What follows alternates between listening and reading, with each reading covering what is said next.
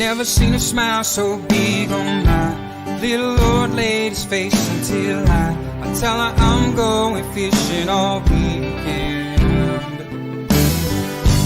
Pack up all of my bacon, I make plans for 7:45, and I swing around, pick up my date for the weekend. Some reason she seems to please when I'm leaving. There's something I'm missing when I'm gone fishing. When I'm gone fishing.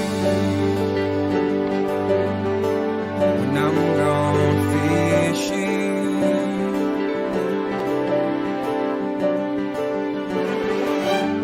Yeah, baby. Yes, sir.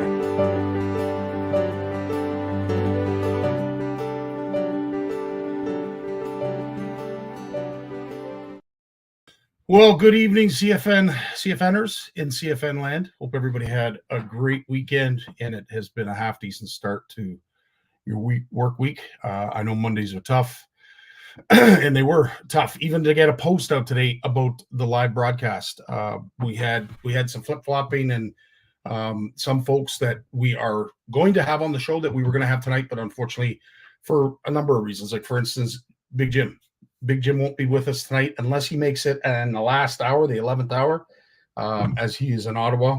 He had a couple doctor's appointments, so he might not be back in time. And this lady, who I can't wait to introduce to our CFN community, unfortunately, her webcam crashed. So Haley will be joining us next Monday. And all I can say is just wait. Just wait. This lady, she's turned such a negative thing around. She's an incredible human being. And I think a lot of us know already, whether we needed to be told by someone that has the schooling and the smarts behind them, that getting in the outdoors is great for our mental health. I think we all know that, right? Well, we actually now have someone, courtesy of Outreach Canada, Next Gen, CFN, and of course the Lifted Live. We're going to be introducing you folks to Haley next Monday, and all I can say is bring questions. I think you're just going to love her. She is a bundle of joy to be around. Very, very positive person, and she's been through hell. That's all I'm going to say. Absolute hell, and she's going to share some of those stories, so hopefully some folks can relate. As I say, it's going to be an interesting session, something like I've never done before here at CFN. But what I want to do is I want to open up and offer the opportunity for folks that might need someone to talk to, can relate to the mental health and how that relates to being outside, not necessarily fishing, but just being outside. She has some incredible takes on that, and she's going to be sharing that with us next week. So I can't wait for that day. I can't wait for Monday to introduce Haley. But needless to say, we are going to have a lot of fun when we do. Steve, always a pleasure to see you, buddy. Love seeing all the edits. Thanks for all you do behind the scenes, but I can't thank you enough. Jim, the world, or at least our community, I should say, our community lives vicariously through you. Thanks so much for joining us. Lloyd's in the house. How you doing, Lloyd? Eve's here. Corey, longtime CFNer. Nice to see you as well, Corey. Sonia, you talk about positivity. This gal, my Lord, I love being around Sonia. She is so positive. Such an awesome, awesome person. Adrian, always a pleasure to have you as well. Bob Bissonette, yeah, baby. Apparently over the weekend, if you got a friend request or something that was a little offside from Bob, his alter ego took over this weekend. No, I'm just kidding. I believe a bot had sent out friend requests and was sending out some hilarious stuff. Bob was all worried that I was offended, but trust me, you did nothing. I don't know. You couldn't send me anything that would offend me. So no harm, no foul, buddy. Steve's in the house. Nice to see you. Ed McKenzie. Yeah, baby. Now, Jay Pearce is with us here, but he's also backstage because he is coming on tonight with Jay Barnucz to talk about something really, really cool. It's about the do's and don'ts of being that back of the boat angler. So, whether you're invited along as a friend, whether you're invited along as a family member, maybe you're in a tournament setting. These are some things that Jay has put together, and it's quite a seminar. He's got quite a list of stuff to get through. So I'm really excited to share some time with Jay, and of course Jay Barnucz. We've got lots of topics to discuss. Tony's in the house. Nice to see you, my friend. Richard Dunlop has been working very hard behind the scenes. We're going to be sharing that with you folks very, very soon. Of course, Jay Barnucz. Sparkus is with us. Sparkus, you've been out on the Detroit and smashing the walleye from what I see. James Shembry's in the house. Nice to see you. It's always your best to get out. Yes, absolutely, Corey, 100%. James Shembry's in the house. This is so awesome to see all you guys. Really appreciate you coming by, saying hi, and spending a little time. We are not going to make it a waste of time. This is going to be, we got a lot to get through today, even without Big Jim here. So as I mentioned, next Monday, we're going to have Haley on the show. As I said, there's nothing more that can be said. She's going to say it all next week. And I'll tell you, it is going to be an honor to talk to her. Also, this will be starting May 1st. We already have a couple people that have donated, and I want to thank Shane Richard being the first one to donate to our Next Gen CFN raffle. We have a bunch of prizes that we're going to be announcing. We announced the first one on the weekend, which of course is from this gentleman and Mike Parker. What can I say about Mike and Handlebars Lures? That entire family, that entire team, they're so generous. They're such amazing people. I want to thank Brent for putting this video together that we could share that highlighted Mike's products. But he's got some swag and $100 gift certificate. That's already available. And right after the show, we're going to be announcing this one from Thirsty Lures. And a big shout out to Frank Thurston, because he's got a Thirsty Lure prize pack. And this video from our very own Master Crow Outdoors. He's out on the East Coast in New Brunswick. I'm almost positive New Brunswick. And he demonstrates how well Thirsty Lures work. So that video is awesome and really cool. So I look forward to posting that.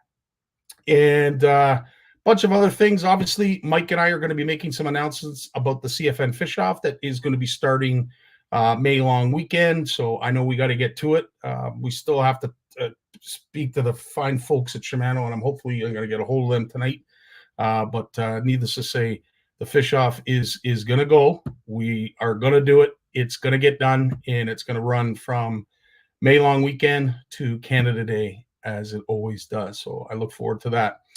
I am thrilled to announce that Horwood Lake Lodge, during the dates of August 11th and August 19th, which in just by coincidence happens to be our 6th annual CFN retreat, it's booked solid. There are no spaces available. Awesome. That's all I could say. So thanks so much to Warren and Doris for setting this all up. And of course, we have a packed house, and we're looking forward to that. August 11th, August 19th. Those dates are off the schedule or off your calendar. You're unfortunately going to have to pick another date if you want to go to Horwood. And I'll tell you, walleye season is just around the corner. Everything's right around the corner. And I'll tell you, I can't wait to get back to Horwood.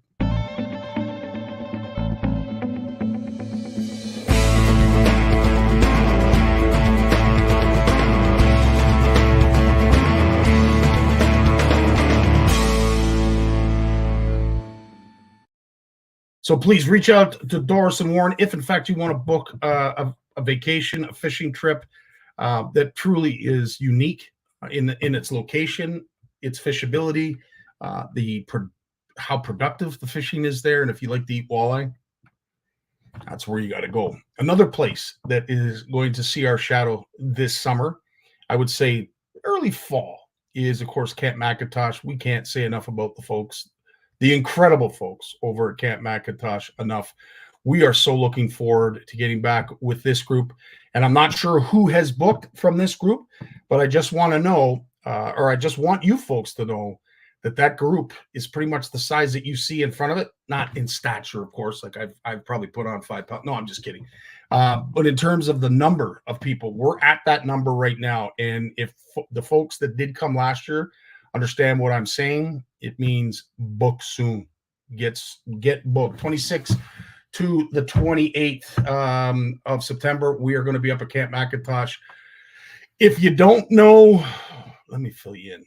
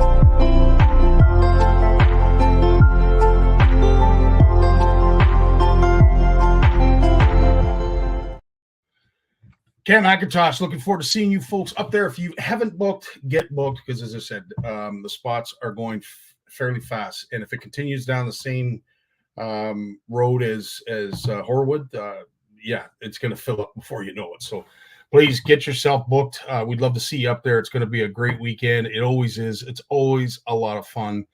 So yeah, reach out to Tracy and Andre and get yourself booked in a bed, because it's going to be another great weekend of fishing.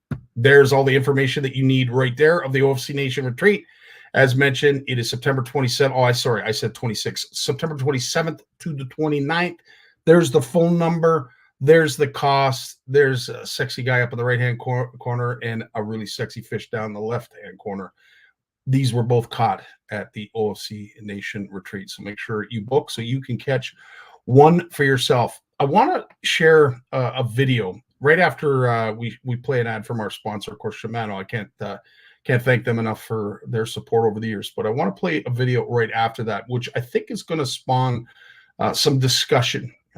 So with Lawrence J and Jay Pearce, I'm going to play it just so that they can chime in after, because this gentleman, Darcy Cox, does a fantastic job explaining yet another facet to forward-facing sonar that some of us maybe have thought about prior to forward-facing sonar, but now that forward-facing sonar is making it easier for us to catch fish, he's got a concern, justified and warranted, and I want you guys to listen to it. But before you do, let's talk about Flash Boost. What is Flash Boost? Shimano designed innovative Flash Boost technology. It keeps flashing, which attracts fish whether in a pause or while retrieving. The mirror plate, which is fixed by a spring inside the body, vibrates with the lure action to generate diffuse reflection. Even if you stop the lure action, the inner plate will move and continue to flash, giving the lure a sense of life and inviting a fish bite. This is Flash Boost.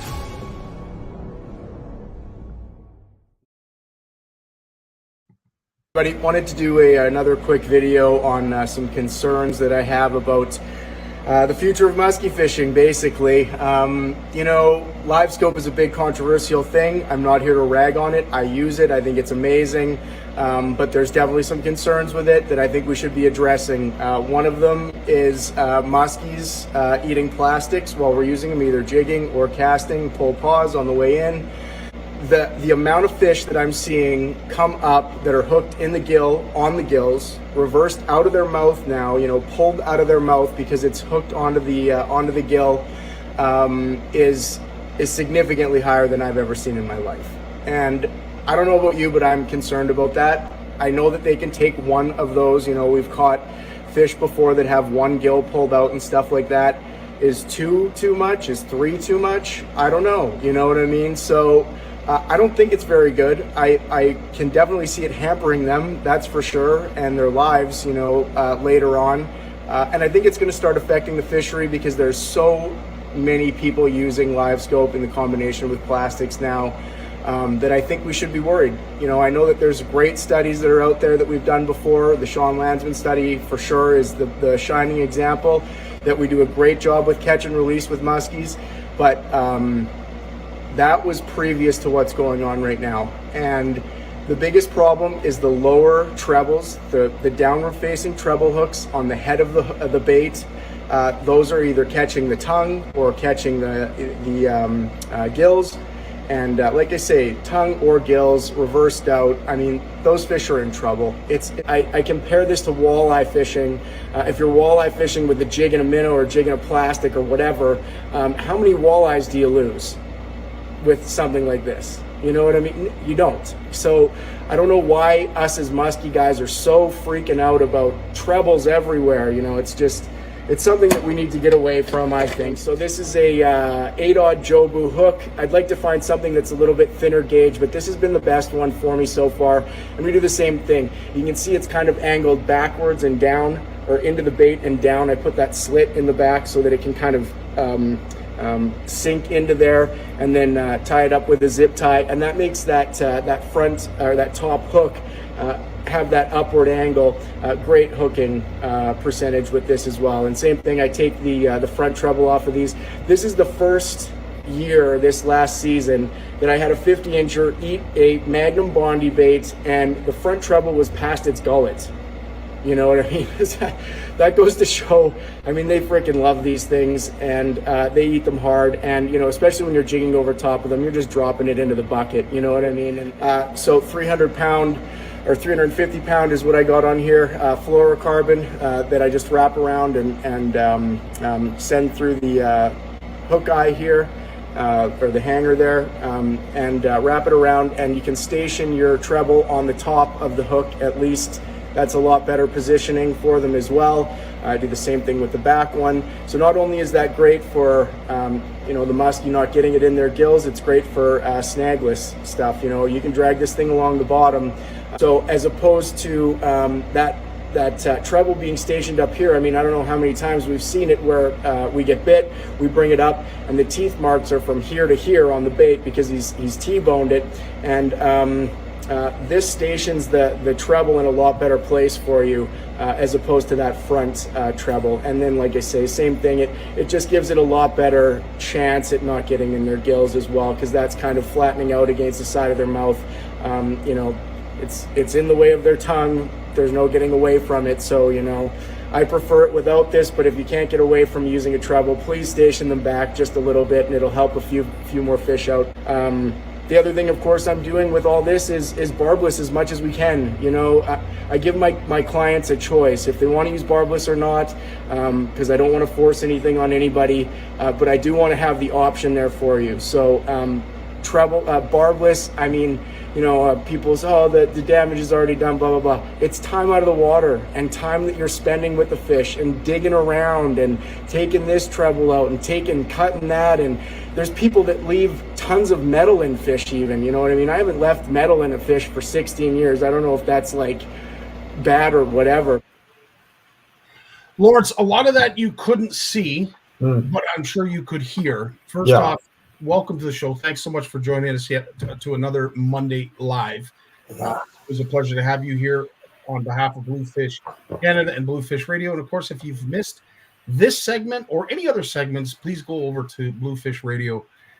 Just ask Eliza or whoever it is that's at your house, what's the latest on Bluefish Radio, and it'll be right there for you. Lawrence, how you doing tonight? I'm doing well, buddy. And that's a controversial topic, this treble hook business and the lures. And I've been wrestling with the bait makers on this and the scientists, going back over 10 years. I attended my first muskie symposium put on here in Ottawa. And I said, why all these treble barbed hooks? And the scientist said, yeah, that's a good question. And he was ready to answer. Then he looked around in the room at all these muskie anglers and he realized he wasn't going to answer this, because the general understanding is if it's a fish of 10,000 casts, you want to have every hook possible out there to make sure you're going to connect, because you got to wait another 10,000 casts before the next one comes along, right? So that's what they say. But then you look at the baits, and then you talk to the experts, and they say, well, time of year, right? Some time of the year they're T-boning, and other times they're following. In the late winter, they're following. So you want to have that tail hook, and early in the year you want to have the head hook and the middle hook. So they have the baits that can do it all. But all those hooks are out there, and for sure, forward-facing sonar has changed the game. It's not the fish at 10,000 casts anymore. So do you really need to have all these treble hooks? I interviewed a guy. Well, he's a muskie guide on Lake of the Woods, and he refused to use barbed hooks. He said, we got guests coming out staying at our island resort. They get a giant muskie hook with a barb stuck in their hand or foot or leg or whatever. They got to evacuate that person to an emergency room. Whereas if it was barbless, they can just pop it out, no problem. There's no nerve damage. It's not going to be a bleeder. And the person can continue with their fishing experience. So just for that reason alone, but he says for sure, it makes it a lot easier on the fish, but this is a real touchy subject this guy's getting into. I tell you, it's a touchy subject. It is. I like his approach. Please go over to Tank Industries if you want to over on Instagram, and you can see all of Darcy Cox's material that he has that he shares. The video, as I said, I did edit it a little bit. Because it did have a lot of controversial topics that could be spawned on just by listening and playing it. I took segments that I thought really pertained to the discussion, which of course is forward-facing sonar. Obviously, we know it's going to make us better anglers. It's going to tell us more, which of course is going to make us better anglers. But because it's going to make us better anglers, maybe we don't need to have to. I picture, and forgive me, musky anglers, I just picture that a known area that you guys and gals frequent that has produced fish for you in the past. Maybe the contour is exactly what you're looking for, but really at the end of the day, electronics haven't really given musky anglers the ability, unless they're deep, to spot them, to locate them. Right? You locate structure, you catch a few fish off that point, to go back to that point again. And I just see this, it's almost like a lawn sprinkler, it sprays water all over the lawn aimlessly, at a different cadence. It's what it reminds me of musky anglers, because they're literally just broadcast casting in all different directions on an area that holds fish. Now, with forward-facing sonar, it's going to cut down the number of casts you have to make. It's going to make you a more productive angler, because you're going to be able to spend less time looking for fish. You'll end up spending more time looking for them, but spend less time, just broadcast casting in hopes that you're going to catch one. I love his approach, because something that I have always said when it comes to walleye, I don't like a lot of trebles. If I know I'm going to catch and release fish, the last thing I really want to do is be fishing with trebles. That's just my take. Everybody's entitled to their own opinion, but typically folks who know me, I'm a single hook lad. I'd like to be able to have that ability that it's not necessarily going to get taken deep, and I have a better chance of releasing that fish quickly back into the wild. Again, that's just my take. So I really appreciated this video, but the fact that forward-facing sonar is used in it as, well, listen, it's going to make you a better angler, and here's why I'm concerned. I think that is just brilliant. Darcy, a tip of the hat to you, man, because it certainly is a segment that I think we have to pay attention to. I think fish health and fish care is of paramount importance, and especially when we're talking to Lawrence, it becomes that much more. So it's my fault. But no, we have to evolve, right? We have to evolve. If we're not going to reverse away from using these new modern technologies, we have to evolve the regulations to coincide with those technologies, so we're not beating down the fish species that we want to enjoy catching, and have our kids catch and their kids catch. So there's a give and take, right? Yeah, there is. And I love some of the comments. And Port Frank's charters, great. I love this. If you don't intend to harvest a fish, then don't try to catch it. Makes all of this irrelevant, just his opinion. And I appreciate that stance, because it's completely valid, 100%. There's no arguing that. But as I said, some of us are catch and release anglers, and I want to up the chances of the fish that I catch survive. So therefore, I'm not fishing in deep water. I'm trying to keep away from trebles. It's just my approach, just my opinion. But Port French charters, thanks for that. I really appreciate that. Go ahead, Lawrence. No, I agree. You know, look, you go out with fishing with kids.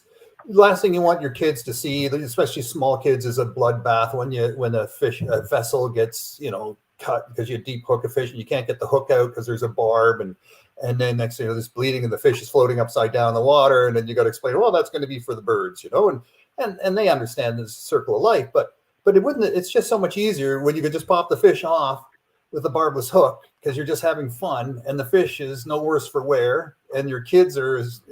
The enjoyment never stops. There's no pause in enjoyment as the blood thing has happening because you got some deep hook fish, you know, that you're wrestling with, and it's just more fun. And you know, you get a big pike, you bring it up beside the boat, and everyone can look at it, and then you shake it off, and poof, it swims away. You know. Yeah.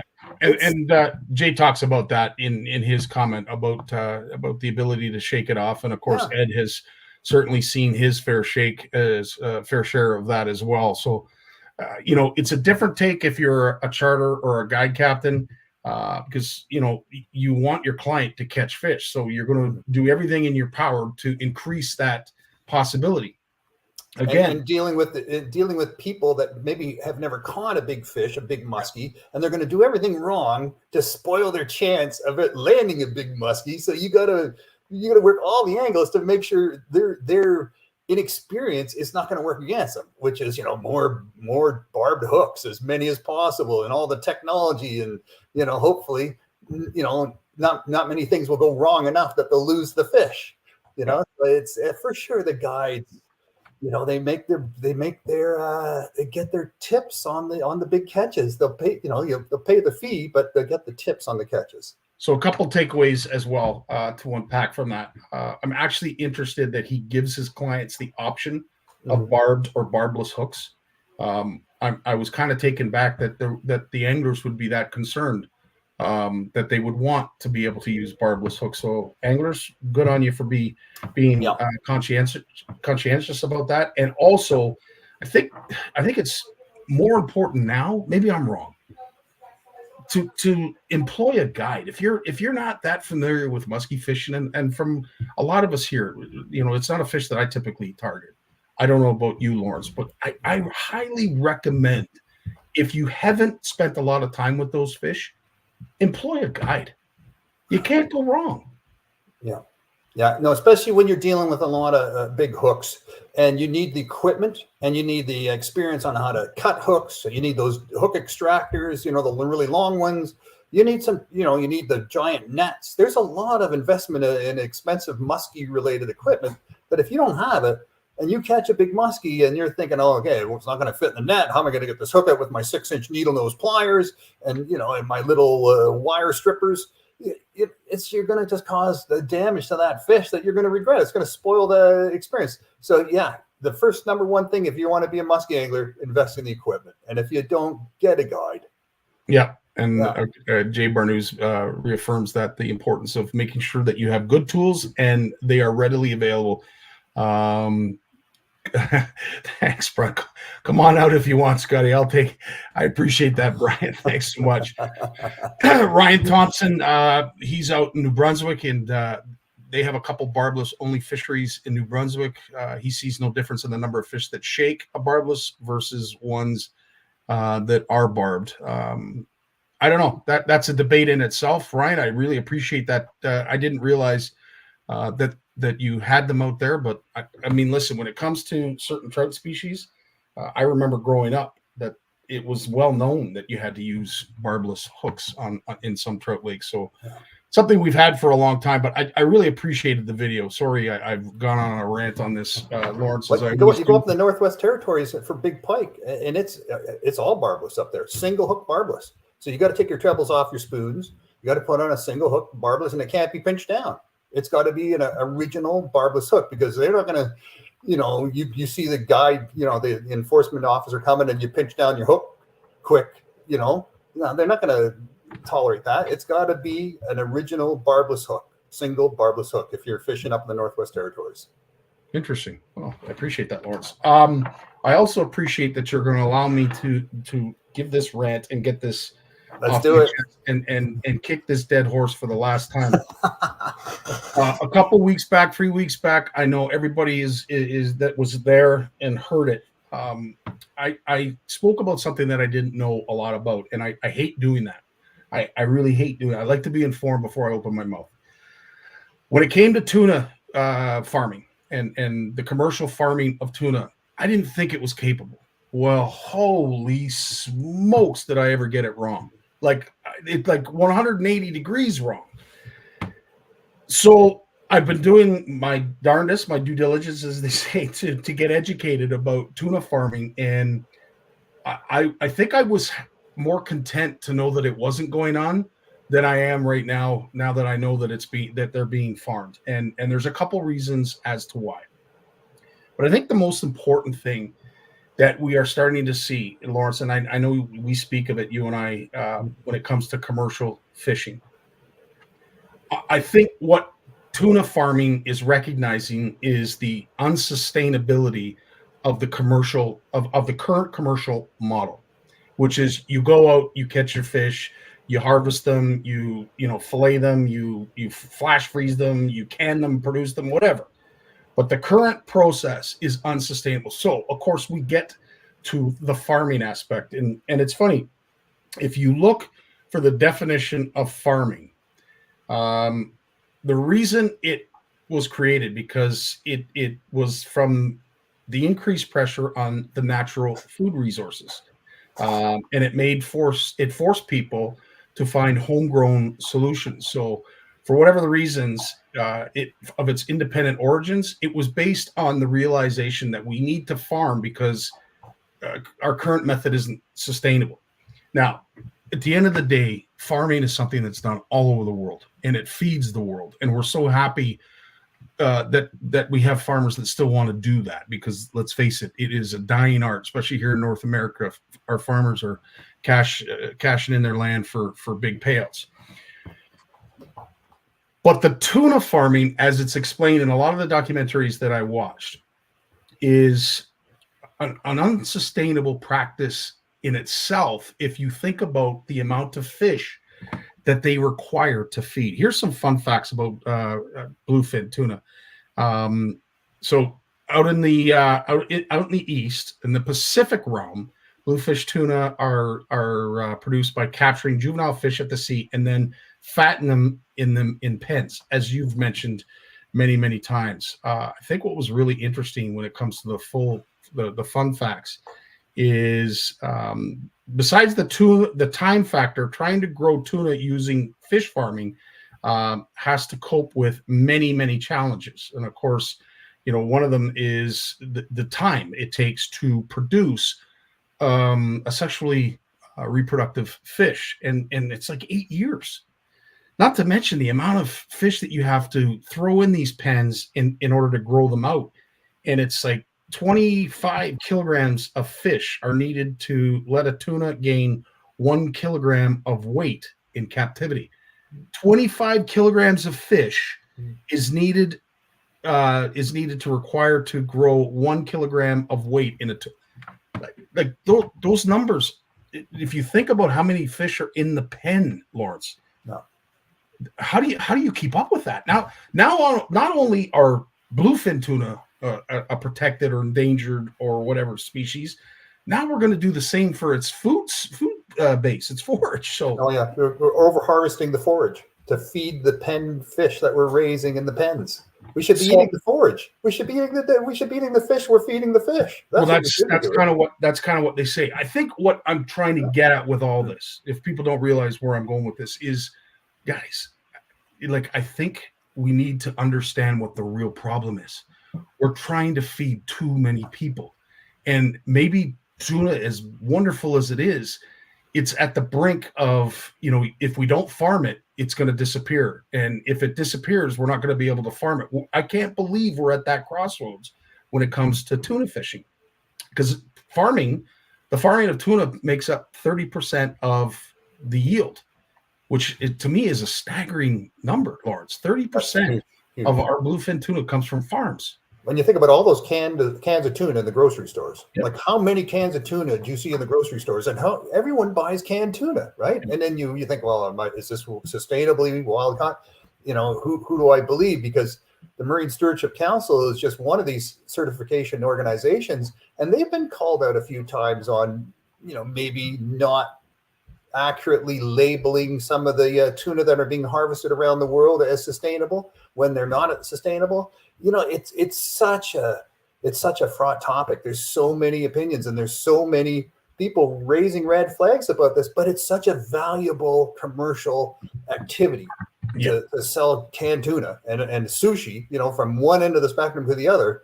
Man, people don't want to give it up.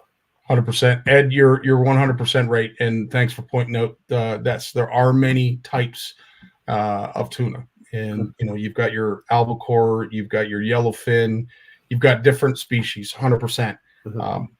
The bluefin tuna is what I'm most concerned about based on the need, the demand, overseas. In the documentary, they talked about a restaurateur that had several sushi bars. And he's like, if I don't have bluefin tuna on my menu, people aren't going to come. So think about that for a second. So we're going to lose restaurants if we don't have tuna available. So you're almost setting yourself up for failure, because I just don't know how we sustain that. And the more I got into the documentary, the more I was convinced that. But here's my question, Lawrence.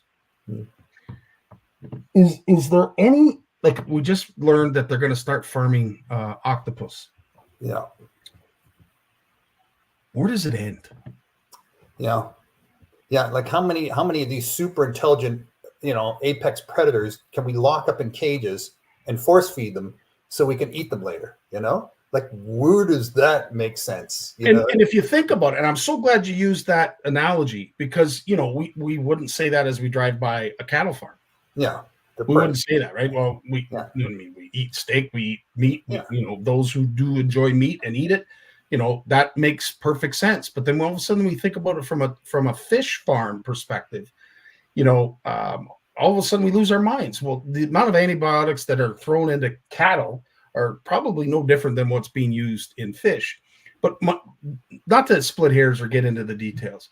It just, to me, is anything going to be wild caught anymore? You know what? Fish farming, 90% of aquaculture takes place in contained, ponds and tanks, right? It's just the finfish, the Atlantic salmon, the rainbow trout that takes place in these open pens. And it's because it's low cost and it's high profit. And that's very attractive to large corporations. Mm-hmm. And they're going to try to get away with it for as long as they can. And if nature suffers as a result because of the crap that gets dumped into the oceans, and it's very sensitive parts of the oceans when this happens, mm-hmm. and the disturbance it causes other wild fish and other, the whole ecosystem, marine ecosystems, it's not their problem, right? They get the licenses. The politicians make sure they get the licenses because they're going to create local jobs, creating the fish pellets to feed the fish, and then the jobs of actually caring for the fish and feeding the fish and harvesting the fish and processing those fish. They're all local jobs, coastal community jobs, right? Where there's not a lot of industry happening anymore. And, fishing is on the downturn in many places because, the ships are just way more efficient. You only need one giant ship to do the work of 100 small boats. So it's a lot of employment issues. There's so much of all. I mean, you even got First Nations communities out on the West Coast that are into aquaculture, and on the East Coast too, right? I mean, they're into it because it's jobs. So it's a touchy subject. It is a very touchy subject, and I'm so glad you took that angle, because yes, there are, people that employ these fish farms. There's it generates an awful lot of money for these countries, and their economies depend on it. And I'm sure for some nations that do it on a larger scale than is currently being done over here, I don't know how you draw the line in the sand now, but I guess my concern is, like, you talk about all this genetically altered food that we're eating. and we're going down the same road, I think, with when it comes to fish. The Atlantic salmon that goes into the fish from pig genes makes them Mhm. grow a lot 30% faster, and they don't have to indicate on the packaging that if you're getting one of these Frankenfish, there's no law that says genetically modified fish have to be indicated on the packaging. No, and when you watch some of those documentaries and they talk about how they have to put an additive in the food in order to get the meat to be that color, that it's just like, oh man, No one wants to eat gray fish. what are we doing? And Lynn, this is the ultimate question when it comes to farm fish, and I can't say that I know exactly. If you were to put 4 different types of salmon in front of me and ask me to pick the one that was farmed, I mean, based on our conversation, I would assume they all are. That nothing's really wild. You'd know if you looked at the fish before they were cleaned. If you could see the heads and the bodies before they were filleted, you would know exactly which fish were raised in the pens, because they come out of those pens pretty scary looking. Okay, so that's a great point. Now let's think of it on your behalf, Lawrence. Let's say we put 4 pieces of salmon in front of you. Yeah. Would you be able to tell which one is farmed and which one it isn't from its taste? By the taste? Yeah. You know what? Probably the farmed fish. It's like a feedlot for cattle, right? If you eat grass-fed cattle, grass-fed beef that's not finished on grains, it doesn't have all that marbling. It doesn't have all that fat. It's really lean, and it tastes more like a grass-fed beef cow. It tastes funny if you're not used to it. I've sat in restaurants where people have ordered steaks, grass-fed beef steaks, and they've sent it back because they said something was wrong with it. And the waiter's going, no, this is grass-fed beef. It's grass-fed organic beef you're eating. No, it tastes funny. I don't like it. It's because we're used to having this super marbled, finished beef that goes into a feedlot where they power feed it full of corn and grain, and they get them super fat so the meat's all, got all those nice white lines in it, and you put it in the pan, and and it tastes just like that. They get us hooked on that flavor. So it may be the Atlantic salmon they're farming is fattened, and it's more juicy and it has more flavor. It could just be.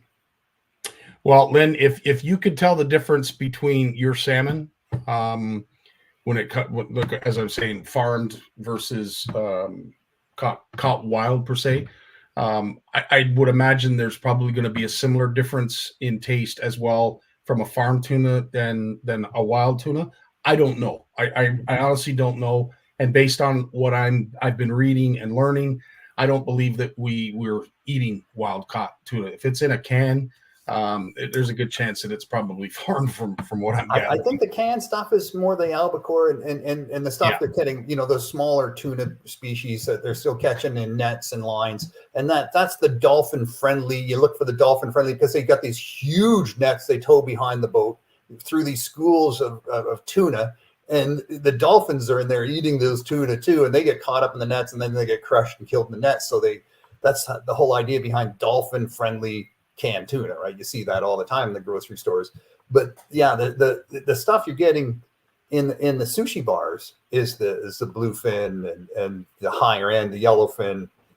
That's even more expensive than the bluefin tuna. Yeah. And the sashimis, yellowfin tuna, they don't get nearly as big, but they're way more expensive because they're even more rare. And it's crazy. The rarer these fish get, the more they cost, and the more the restaurants can charge for it, right? And so it's just a little bizarre. Yeah, and Richard, I'm with you, dude. I'd much prefer not to eat farm fish.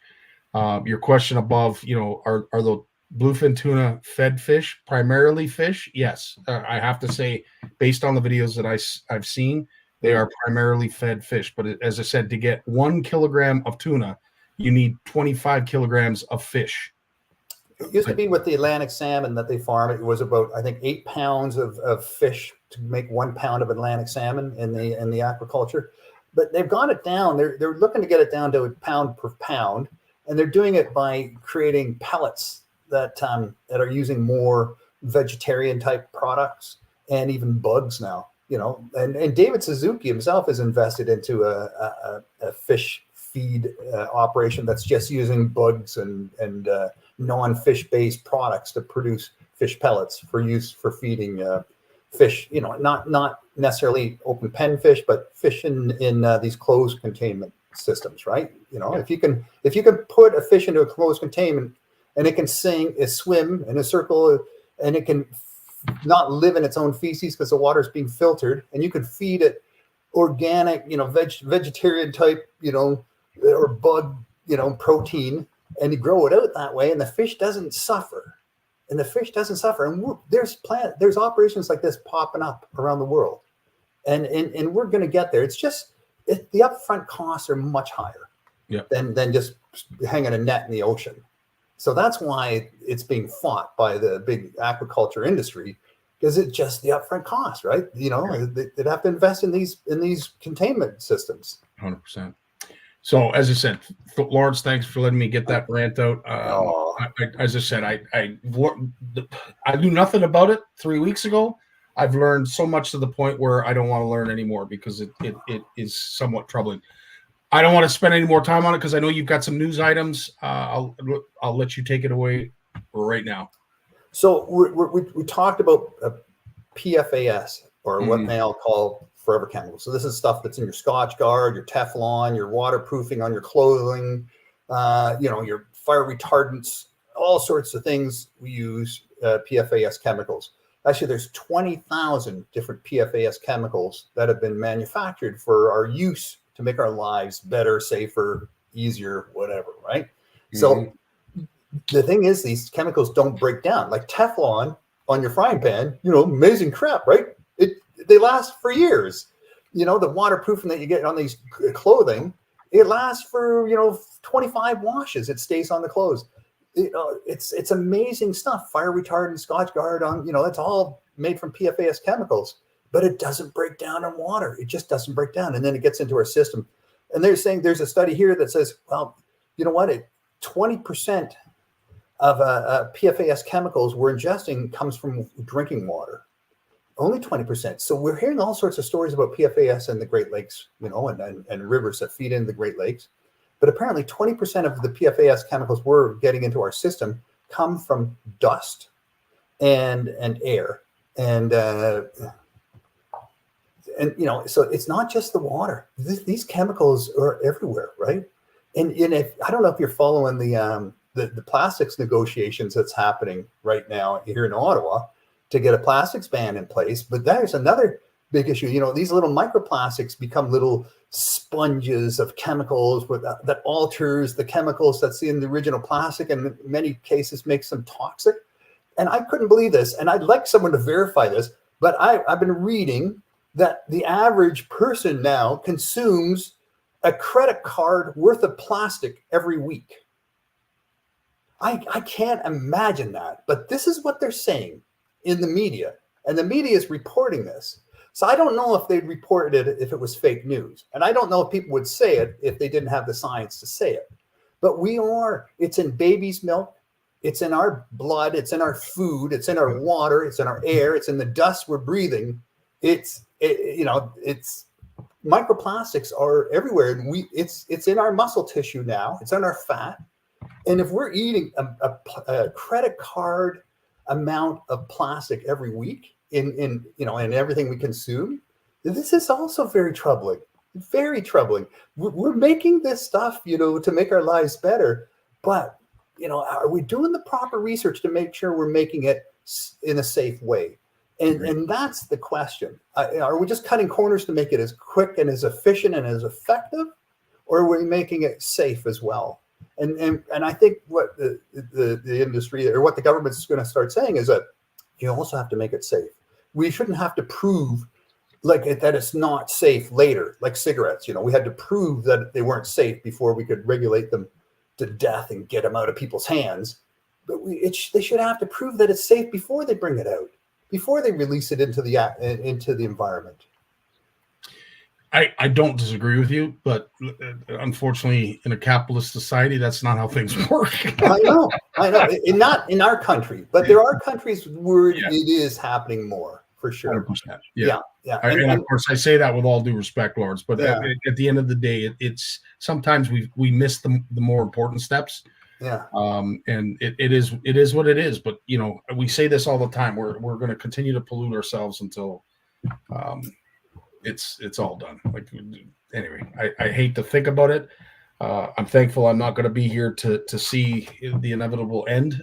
We do our best to try and educate the masses, but at the end of the day, you know, I saw a video that went viral. A bunch of kids on a big boat, probably daddy's boat, down in Florida, and what they do, they took garbage and they were throwing it out the side of the boat, and caught all on camera, and I'm sure they all got arrested and were given fines, but nobody picked up the garbage because it all sank. Like I don't know. As I said, we're learning, right? Like they used to haul the garbage out of New York City and on barges and dump it out in the ocean, right? Yeah. That was the way they got rid of their garbage for decades. They don't do that anymore either, you know. No. So we got to learn. We got to evolve. We can't get stuck in our ways. That's for sure. I like your positivity, Lawrence. We got time for one more. All right. Oh, okay. So here's culverts, right? So this culvert issue, and I know we've talked about this before. And I know Jason Barnucz has some really good insights on culverts too, but this culvert thing is just a hugely problematic issue when it comes to any fish that migrates, any fish that needs to get to its habitat. And then we block that river with a culvert, and we take a river and then we squeeze it down into a small culvert so that every time there's a spring fresh, where there's tons of water pushing through that culvert, and it's squirting through there, and it get jamming logs and rocks in there, and creating blockages to the passage of fish that we originally thought could happen when we put the culvert in. Now it's all blocked up with crap, or it's shooting out the other end so fast it's washing away the fish habitat, the spawning habitat, or it's so blocked up at the other end. It's not all the fish habitat at the top and above the culvert is being sedimented because the water's being stuck there at the mouth of that culvert. There's thousands and thousands of these culverts now that need to be replaced so that we can allow the wild fish, especially on the West Coast, but even on the Great Lakes, there's thousands of culverts that need to replace so that the fish can actually swim out the lakes, up the rivers, and into their smaller streams and in areas where they're going to lay their eggs. And the sooner we get at it, the better chance we're going to have at really having sustainable wild fish, right? This is one of the big issues. Just a simple culvert is a major issue that's causing wild fish populations to drop. Interesting. I mean, I guess, well, no, I have to say I'm a little surprised. I would have thought they'd have to be cleared, or we'd hear all kinds of reports of flooding. But I will trust that you know what you're talking about. So when they're not cleared, the flood goes over the road, right? But they're cheap. You can replace them. But when they're way underneath the highway and you have to replace it, they say what you need to do is you have to build the culvert as wide as the river, so that there's no sort of choke point. Yeah. And if you can create your culvert or your water passage under the road as wide as the river, it's perfect habitat for the fish, and it's going to be great. And they're showing it when they're doing it. And the American government's investing in it. We're investing in it. And when it's done, the results are stunning. The fish come up, move through the culvert, up and out, up and down, up and down. There's nothing. The habitat above the culvert, below the culvert is maintained. It's good shape. It works so well. It works so well. Why didn't we think about this before? Well, we're learning as we go, right? Yeah. And as Jay is attesting here, culverts are only temporary. Like roads, they need maintenance. The issue is many agencies do not make it a priority. Yeah, obviously. If what you're saying is true, Lawrence, then yeah, obviously we haven't. We've got regional municipalities, conservation authorities out there that perhaps don't have the money. They have budget constraints. It's not a big issue in the eyes of the agency. So yeah, no, this is a great discussion. I'm so glad you brought this up. And as always, Lawrence, our time flies by. So I will bid you farewell, but not before thanking you for coming here yet another Monday, spending some time and sharing some fun facts with us that we need to know. And good for you for digging in on that bluefin tuna, man. That's just such a thorny topic. But you're like a dog with a bone. You're not going to let go until you know. Oh no, you're really I'm done. I really don't like getting caught speaking about something, and it's something that I was taught as a young boy by my father. If you don't know what you're talking about, zip it. Just listen. That's why you have two of these and one of these. But I have done my homework. So much so that I'm actually, I wish I hadn't. Because what I've learned. Growing is not always pain-free, right? Like, yeah, 100%. Yeah. Lawrence, have yourself a great week, my friend. Thanks so much again for joining us and sharing some fun facts. As I said, we really appreciate your time. Yeah, thanks for having me, man. No problem, dude. We're going to have Jay Barnucz and Jay Pearce right after a word from Mr. Barnucz's sponsor. The fear of failure is failure itself. The world of science rewards the ones who are willing to try and fail. Because without the courage to embrace failure, ideas remain ideas. But with that courage to fail and to learn, ideas can change the world. Mr. Jay Barnucz, how you doing? What is happening, Scotty? Not much. Now, listen. First of all, I want to welcome you to the show as we always do, and of course, we have Jay Pearce in the lobby who'll be coming next. Lots of really interesting segments when it comes to the spring and the migration of fish. And one video that I wanted to share last week that I didn't get a chance, and I want you just to discuss a little bit of it. And of course, there is a question at the end that I have. But this is about Coots Paradise and the weather. I forget what her name is, but it's in the video. She does a great job. Found one. You catch this one? Woo! What is that? So it's an invasive species. Experts at the Royal Botanical Gardens are sorting out fish. And I can run any combination of 5 inbound baskets, so fish trying to get into the marsh to spawn, and 2 outbound baskets, so fish trying to leave the marsh. We're doing this because Coots Paradise Marsh is one of the last remaining big wetlands along the shore of Lake Ontario at the western end. How often do you check the baskets? So right now we're doing twice a day, every day. It's critical habitat for fish spawning, for birds, and yet the carp that we're trying to keep out over the last 100 years or so has really knocked back the aquatic vegetation. The ones that are invasive, what do you do with them afterwards? They're gonna just go down the water slide into the Hamilton Harbor. One of RBG's biggest jobs is to restore Coots Paradise Marsh. Keeping the carp out of the wetland is key to that. We send them back to where they came from, and so they're cut off from their spawning grounds. And obviously, Jay, you've been 100 times, folks. If you haven't been down to see this in operation, it's really worth the trip. It's great to see that we have folks down there doing this work, Jay. But the importance of it. Can you just touch on the importance of that? Yeah. Well, let me just say something first. One of those people in that video, and she wasn't on camera, but she was in the background working. That's Madeline Mandrak. She's actually the daughter of one of my first managers at Fisheries and Oceans. No way. Her and her sister were in Heather's in our wedding 20 years ago, Wednesday. Holy. So she's following in her dad's footsteps. She's been working on a contract at the Royal Botanical Gardens, and she's been managing the Fishway this year. So yeah, and pretty cool story. So there you go. There's always a connection, man. This whole fish world is very, very small, very small. It's very small. And on that topic, and I'm not going to have to give my apologies to Heather to have you here tonight. Am I on your wedding anniversary, Jay? Jeez, man. Well, let's put it this way, dude. There's no big anniversary plans because we kind of burnt through all of our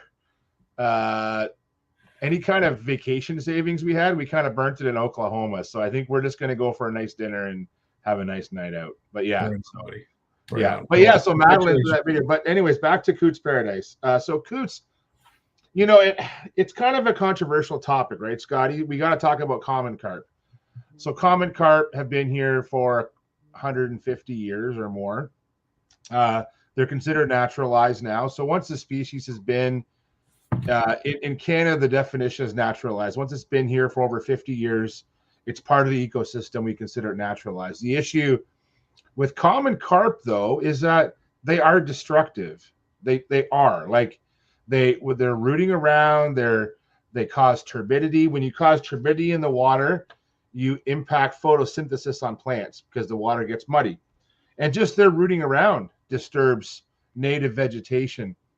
And there were many wetlands in the Great Lakes, especially, have lost a lot of their diversity because of common carp. So in Coots Paradise, which is it's identified as an area of concern. The area of concerns, there's actually 24 or more across the Great Lakes Basin. And so Coots Paradise is recognized, and Hamilton Harbor is part of it. And they put this fishway in to control common carp coming into Coots Paradise, which is a massive coastal wetland, which coastal wetlands are like, in the Great Lakes, they're kind of like our rainforests, and they're disappearing at a rapid rate. And without healthy coastal wetlands, we don't have good spawning areas for northern pike, muskellunge, largemouth bass, any of those sort of shallow water species. They need those areas to spawn, all the panfish. So they've started controlling, well, I say started, they've been doing this now for 2 decades at that Royal Botanical Gardens. The way it works is a lot of species can go into the wetland, except for common carp, and the species can come out of the wetland. The gates are designed to block out carp, not other species. So the fishway is operated where the operators are literally sorting fish is what you're seeing. That one fish they did show was a rudd. And we've actually seen rudd on the CFN fish off, right? Yep. It's a large minnow. It looks like a golden shiner, almost exactly like it. And they're quite abundant, or becoming more abundant, in Lake Ontario. I've caught them throwing a jerkbait for smallmouth in the Niagara River. Like the rudd they're a pretty aggressive minnow, and they're common in the fishway. So the fishway does such a good job at keeping the bad things out of Coots Paradise. It can't keep all the common carp out, but it mitigates what's happening there. So, I have nothing against common carp. I love catching them, but they are a problem. So we have to manage them somehow, and that's one way we manage them. So one question too that automatically comes up, and it can be a controversial subject. But when it comes to invasive species, I don't want to get into a debate about carp and how we should prepare it on the smoker, or how we should bring spearfishing and all that stuff. Like I don't want to talk about. But when it comes to an invasive species like a goldfish, is it common practice to put them back in the bay? Wouldn't we? So a lot of them are put back. The issue with the common carp and any kind of fish disposal, we do this at work too. Like if I catch common carp, if we're out electrofishing, Scotty, and we catch a bunch of big common carp, we can't take them out because we have to do something with them humanely. I know that they are invasive, but we just can't leave them rotting on the bank. Yeah. And we'll have to find a landfill that's open like late on and then, in the landfill, I know this sounds silly, but if you don't live in those areas, you just can't take random things to a landfill because you have to be a resident. Like all this dude, this is crazy. It's like a snowball. I've thought about this before, and it's like, but our agencies don't expect us to kill all the common carp we come across. They are a problem, but we manage them. It's kind of like I'm trying to think of an example when it comes to fish, but like even down here with the fishways, we manage what fish go up the fishway, right, and what comes down the fishway. Yep, that happens at fishways all the time. Whether that should happen or not is debatable, but that's what happens, right? So it goes on everywhere. And we're not just talking about common carp. We're talking about all kinds of different things that use fishways. 100%. So we don't want to play God too much when it comes to those things. No, I completely agree. But it's a good question to have you answer because, I think anybody that watched that video would say you release them back in the harbor. Isn't the whole purpose to catch them and then remove them from the fishery? Yeah. I'm not. They might remove them, but I don't think they do. I think because you have to manage the waste. Yeah, and you have to euthanize them properly. You just can't flop them up on the bank. Like you have to. We don't want to get into animal care. Like I deal with animal care all the time. Yeah. When I'm out doing my sampling, we have to follow strict protocols around how we handle fish, especially in the public eye. That's a big thing, right? So we talk about, I don't even like bringing up their name. You know who I'm talking about. The ones who don't like fishing, because if I bring up their name, I'm giving them airtime. But exactly. I'm telling you though that we have to be aware of these, and these happen. These groups are out there watching us all the time, as much as like groups like OFAH are helping us from the other side. I don't agree with everything OFAH does, but they do a lot of great stuff, right? So, yeah, it's a tough call, man. But so when it comes to common carp, we try and manage them best we can. Lynn, you mentioned how long's common carp been a problem? They've been a problem. It depends on where we're talking about, how long they've been there, and what kind of habitat they're impacting. Like, you don't even notice them in Lake Ontario, like in the proper lake. There's thousands of them, but you don't even notice them.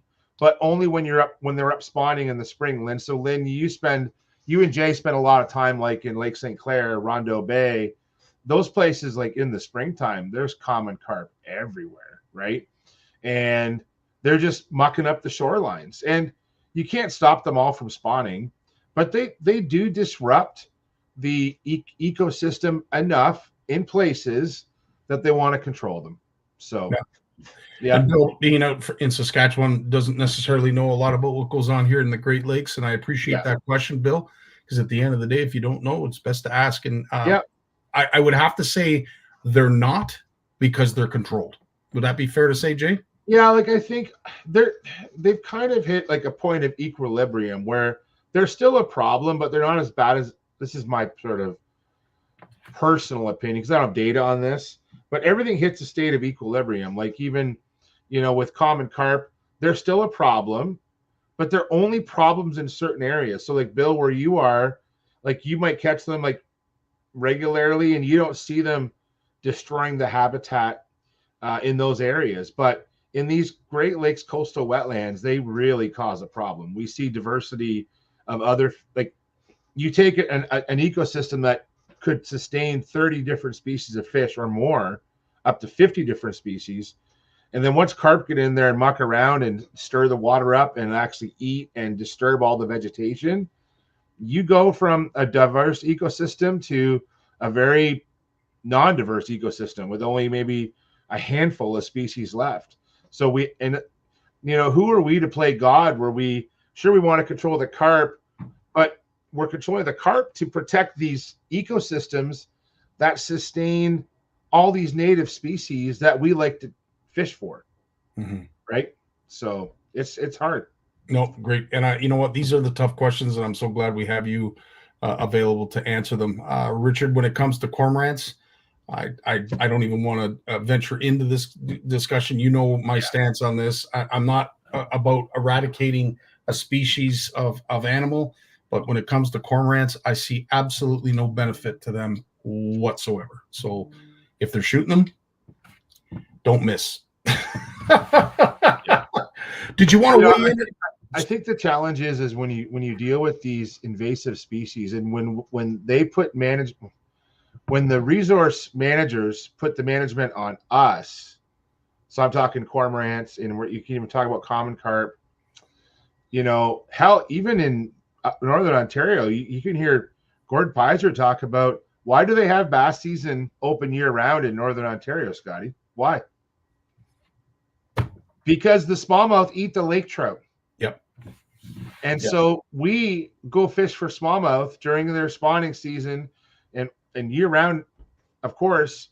And we are actually doing that we are purposely allowed to do that to negatively impact smallmouth bass to help sustain better lake trout fisheries.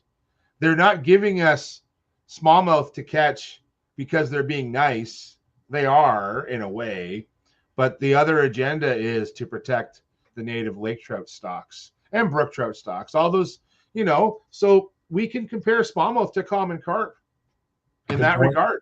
Yeah, well, that's a Right? great. Like, Yeah, they're not different. They're not any different. It depends on the ecosystem you're talking about, right?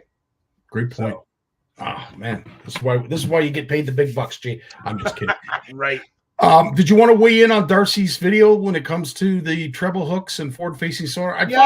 It's a good point. Like I think this is where I think my whole thing about forward-facing sonar is when it comes to the negative. The only negative I have on forward-facing sonar, and he touched on it with the treble hooks, but sort of big picture, I hope that, because I'm not, just so folks know, I am not involved in regulation development and the direct management of fisheries.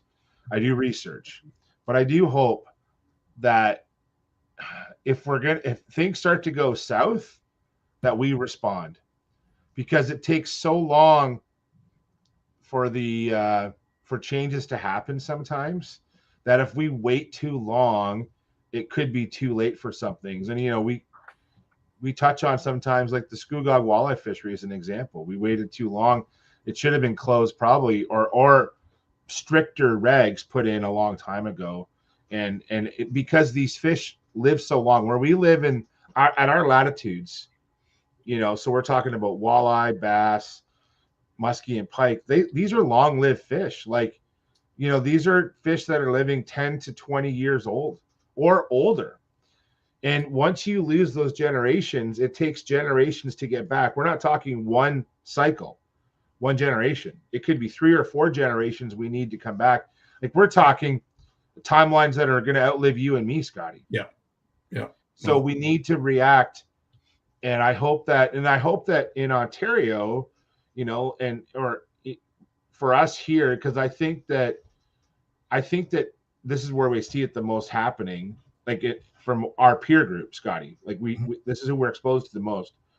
But I hope that all the agencies are listening to all the other agencies, and the ones who are doing research on it. And we've seen some research on the barotrauma and the crappie releases. We've had great shows on that about the pros and cons and study design and things like that. But in the end, I'm hoping that these agencies, if things start to go south, that we are ready to make change and not sit on it and wait too long. That's all I have to say about that. That is very, yeah. And that could be the treble hooks. It's not the lures. I think it's not the lures. It's the limits. Like, we have to, I'm playing with my lures here, right? Because of the weekend. But yeah, like you have to be quick, be ready to make changes. Don't wait. Use the data from other groups, other agencies on the same species, and make educated decisions if you don't have the information yourself. That's the only way to do it.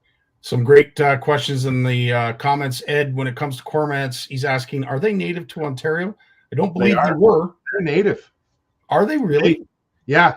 They were wiped out. Not wiped out, but they were knocked back because of DDT. Interesting. So chemicals back in the 50s and 60s. Like, we're talking back when the bald eagles and the ospreys, like so many fish-eating birds were impacted because of chemicals in the water.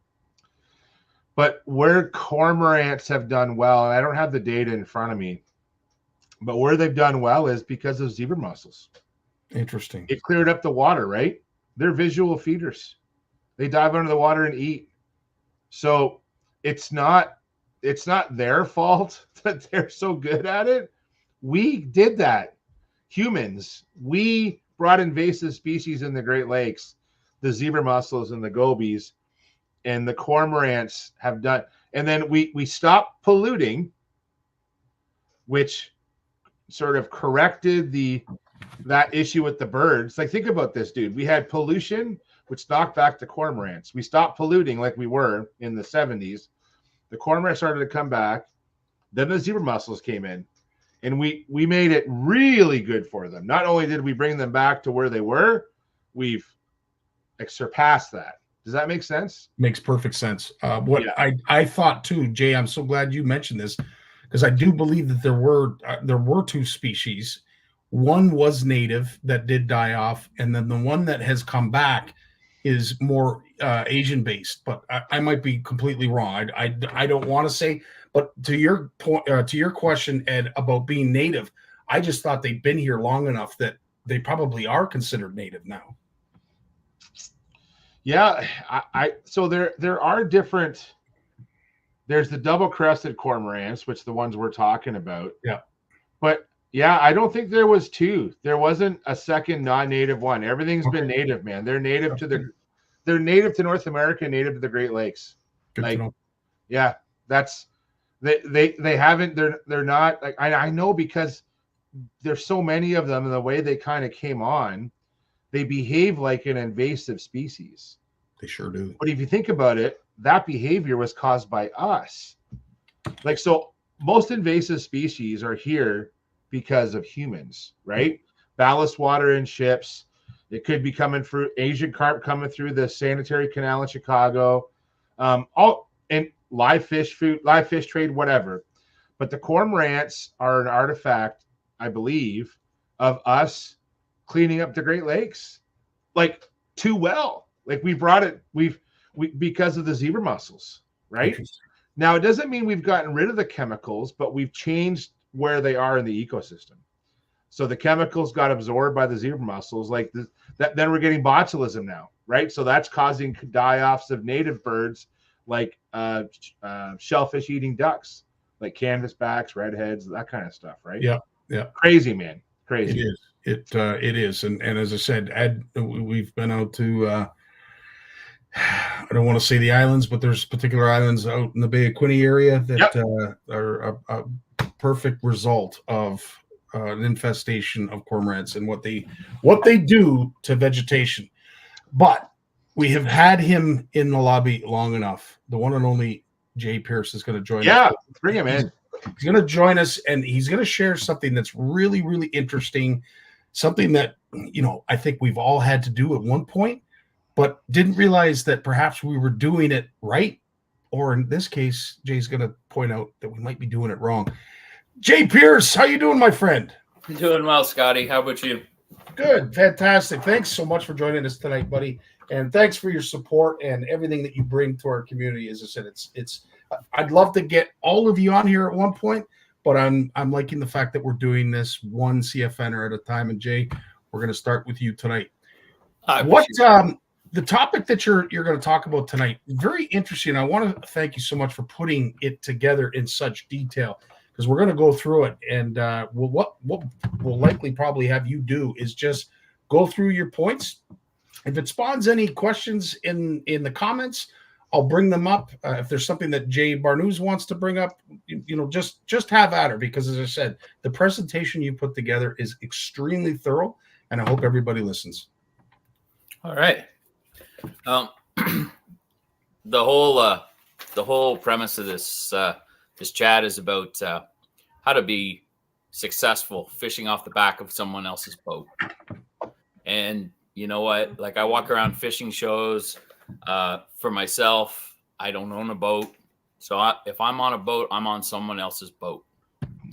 And you don't get the front of the boat. That's where the boater goes, where all the live scope and the trolling motor and all the control and the big casting deck and all that stuff. And that's theirs. Like, no argument. But what I'm going to talk about tonight is how to be successful from the back of the boat. Cool. Right on. I got 5 points here that I'm going to kind of whiz through here, give you kind of the overview, and then we'll go back and discuss them in detail. Beautiful. The number one key to being successful in fishing off the back of the boat, being on the boat.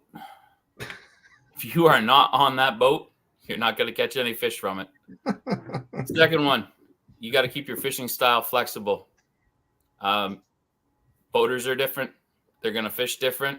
You got to be prepared to deal.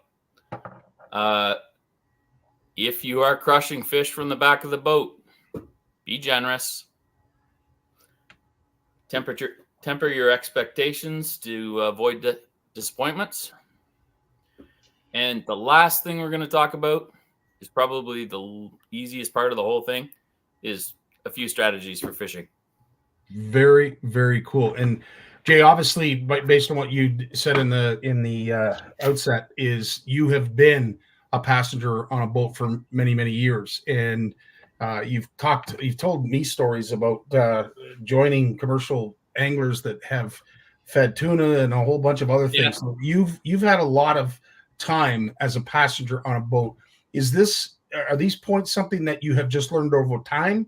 What's because this is in great detail that you put this together. What created this? What prompted you to do this? It was actually when I was talking to you at the Spring Fishing and Boat Show, just before I went to that presentation by the two Joeys there at the backstage, and they were talking about how to be successful fishing as a team in a tournament. Yep. Yeah, that's exactly Lynn Pearce, quietly catching fish out of the back of the boat. We'll get to her. And I walk around that show because I had a lot of time that day because my wife was working at the GCFA booth, so I was unsupervised at a fishing show, which is dangerous. But there are so many weekend anglers at those shows, and not nearly as many tournament anglers at those shows. Most of the tournament anglers are in booze and wearing their garb and stuff. But it was like, there wasn't anything that helped those guys. Like the guys, just the weekend warriors that are they're just trying to go out and catch a few fish. So interesting. The trick for getting on the back of the boat is to make yourself attractive to the boater. And there's a number of ways you can do that. Most of these I've learned. Some I just knew intuitively. A lot of them are just intuitive things. But some of them are like, I screwed that up once or twice. The first thing is you should be bringing gas money. Amen. And expecting to pay the launch fee. You should be on time or 10 minutes early. And clear your schedule, man. Like if you're going out on somebody's boat and you have to ask, what time are we going to be back? Because it matters. Yeah. Then you should pass. Good point. Have a good time. No one wants somebody pouting on the back of their boat. No, absolutely. Come prepared to fish multiple scenarios. And this is key here, especially if you're fishing with more than one other person on the back of the boat. With one bag and no more than 3 rods. There's exceptions. I got friends I fish with where I just bring the whole arsenal, but I've got the back of the boat to myself, and I know that. And if not, I leave it in the car. Like everything has to be stowed. It can't be a hazard. You really need to be conscious of keeping your stuff neat and tidy so that it's not a trip hazard, that somebody's not going to fall off the boat or hook their foot. Like, you just got to use some common sense there. The biggest key to getting on someone else's boat is to add value by being there. And one of the best ways to do that is to be able to back up a boat and a trailer. If the boater, you pull up to the ramp, you help them. Like most boaters have their procedures. Sometimes they just want to do it themselves, and that's fine. You try and find ways to help when you can. But when you look at the guy and say, hey, do you want me to put this in the water while you sit in the boat, and then I'll go park the truck and you can pick me up at the end of the dock? Yeah. 98% of them, once they figure out you can actually do it, are like, yes, please. Yeah. Agreed. Like, no question. Just here's the keys. Give them back to me at the end of the day kind of thing. Yeah. Be able to drive home. Like I'll go out with guys and we'll leave at like sometimes 3:00 in the morning. It's ridiculous. Mm-hmm. Some of the guys I fish with are just nuts, but they want to be the first guy at the ramp and get out fast. And I get that. But you get to 3:00 or 4:00 after a hot day of fishing out in the sun and riding the trolling motor and driving the boat. Like I get to take a break. Oh yeah. And I don't get to run the trolling motor, but I also don't have to run the trolling motor. and I don't have to find the fish, and I'm not constantly mentally taxed. I'm just fishing the circumstances that are in front of me. Yeah. No. If you can offer to drive home, that will get you a second invite for sure. Agreed. It's one thing I am going to mention specifically about the pre-boat or the pre-launch. If you're the guy in the back of the boat, go and check and make sure that the plug is in and it's in the right hole. It's not in the live well hole. It's in the center one right in the middle, and that it is there. Because I have had a number of times where you put the boat in the water and the boater's like, holy crap, wait. I don't think I put the plug in. Yeah, you did. I checked. If you can say that with confidence, you better be right. But make sure you just check it. It's just a second set of eyes. It's an easy thing to do. Yeah. I got a question for you about that. Go for it. Okay. And this happens with me at work all the time because I'm on boats a lot, and also with friends and my own vessels. Okay. So when you're doing that, you're helping the guy with the plug, but everybody has their routine. And I know some guys, if I step in their way, they get flustered because they walk around and they do a strap, and then they do the plug, then they do the second strap.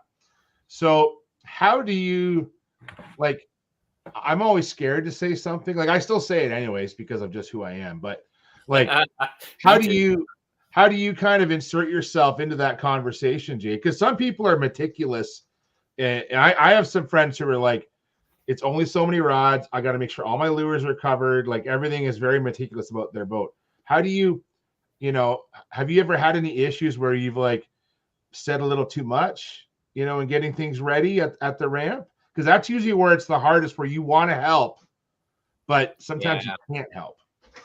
A lot of times those guys will either meet you at the ramp with their boat in the water. Right. Like Mr. Sparkus Fisher right there. Yeah. He's the one. He's one of the very few people that I know that are just like, yeah, you just, no thanks. I got this. I got my procedure, and I just want to do it. And you know what? Once they say that, hands off. I'll just back out of your way.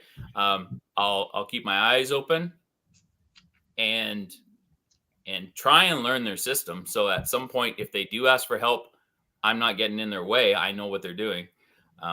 So I have been watching, Mark. I like your little steps down to your nose hook.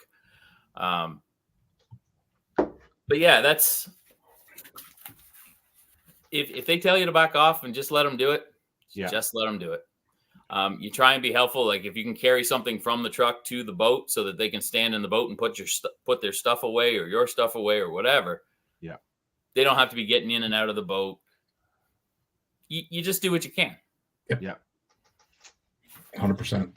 These are all great points. I think it's good too. You've mentioned about, like, I know it's the back of the boat, but so when I was fishing BASS tournaments, and for the first 15 years, when you fished in the qualifier tournaments, it wasn't two divisions. Like the co-anglers or non-boaters competed against the boaters, and you would essentially you kind of had to fish like this. You had to, like, let's say we were going to I don't know, Rondo Bay.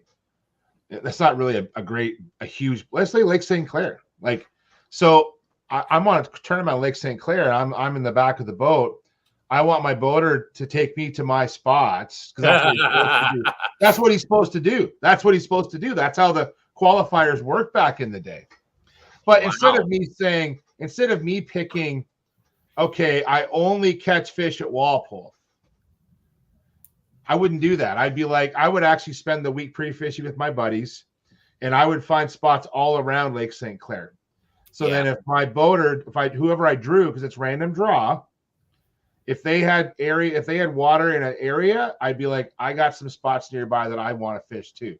Yeah. And the big thing that happened with a lot of the non-boaters that didn't do well was they wouldn't take the trolling motor. They never learned how to work a trolling motor. They never learned how to do those little things.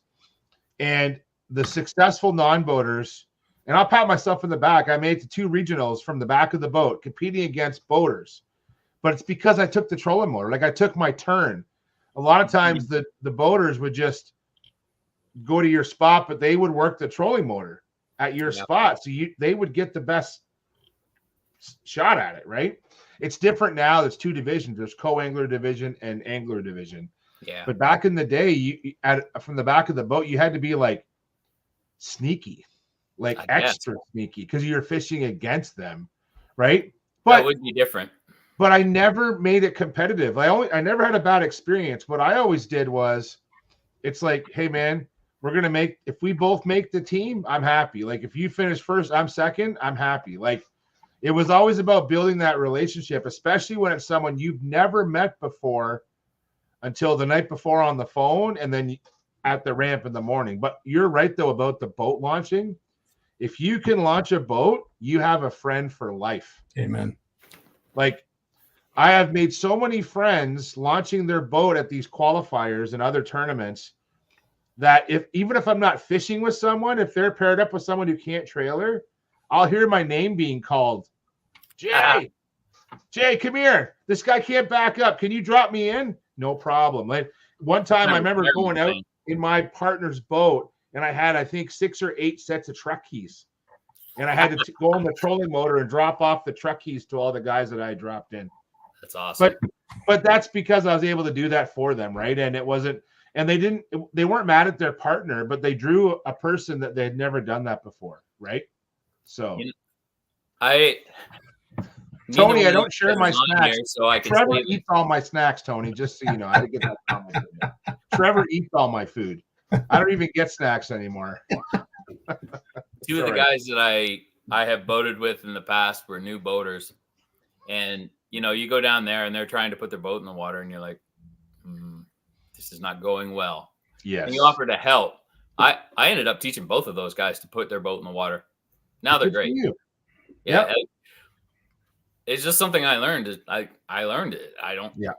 I knew what I was supposed to do. I practiced it. I know how to back up a trailer. Like, Sunday afternoon at 3:00 at Mitchell's Bay Marine Park does not bother me at all. Yeah.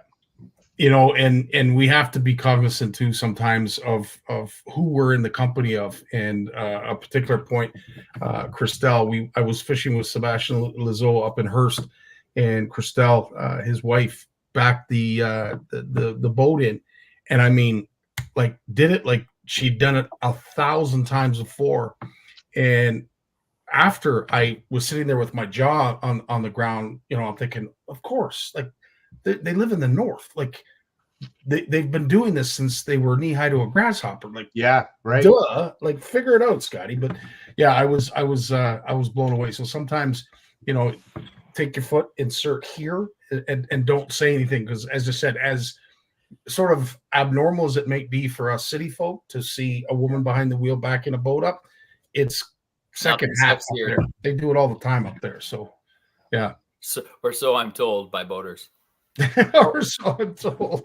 Well, Jay, I'm gonna bring up a controversial one with like, I'll call them non-boaters or co-anglers, right? So the big one and I have sat through so many club meetings where this comes up, and people still bitch about it. I was talking to somebody last weekend at Jocelyn's store, and this is from a club that I was part of 20 years ago, and they're still bitching about this. It's like, it comes up every time there's a rollover in members, it comes up again.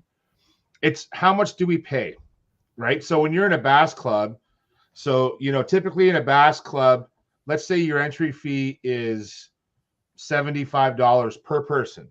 Okay.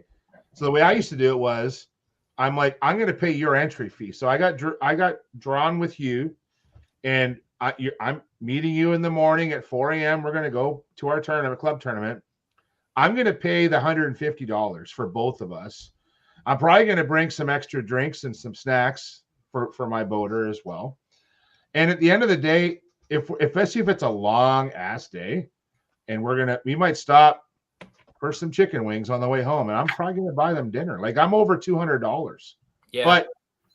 but that doesn't bother me because that's the price of business, like the price of gas. A lot cheaper than a boat payment. Yeah, price of gas, price of insurance.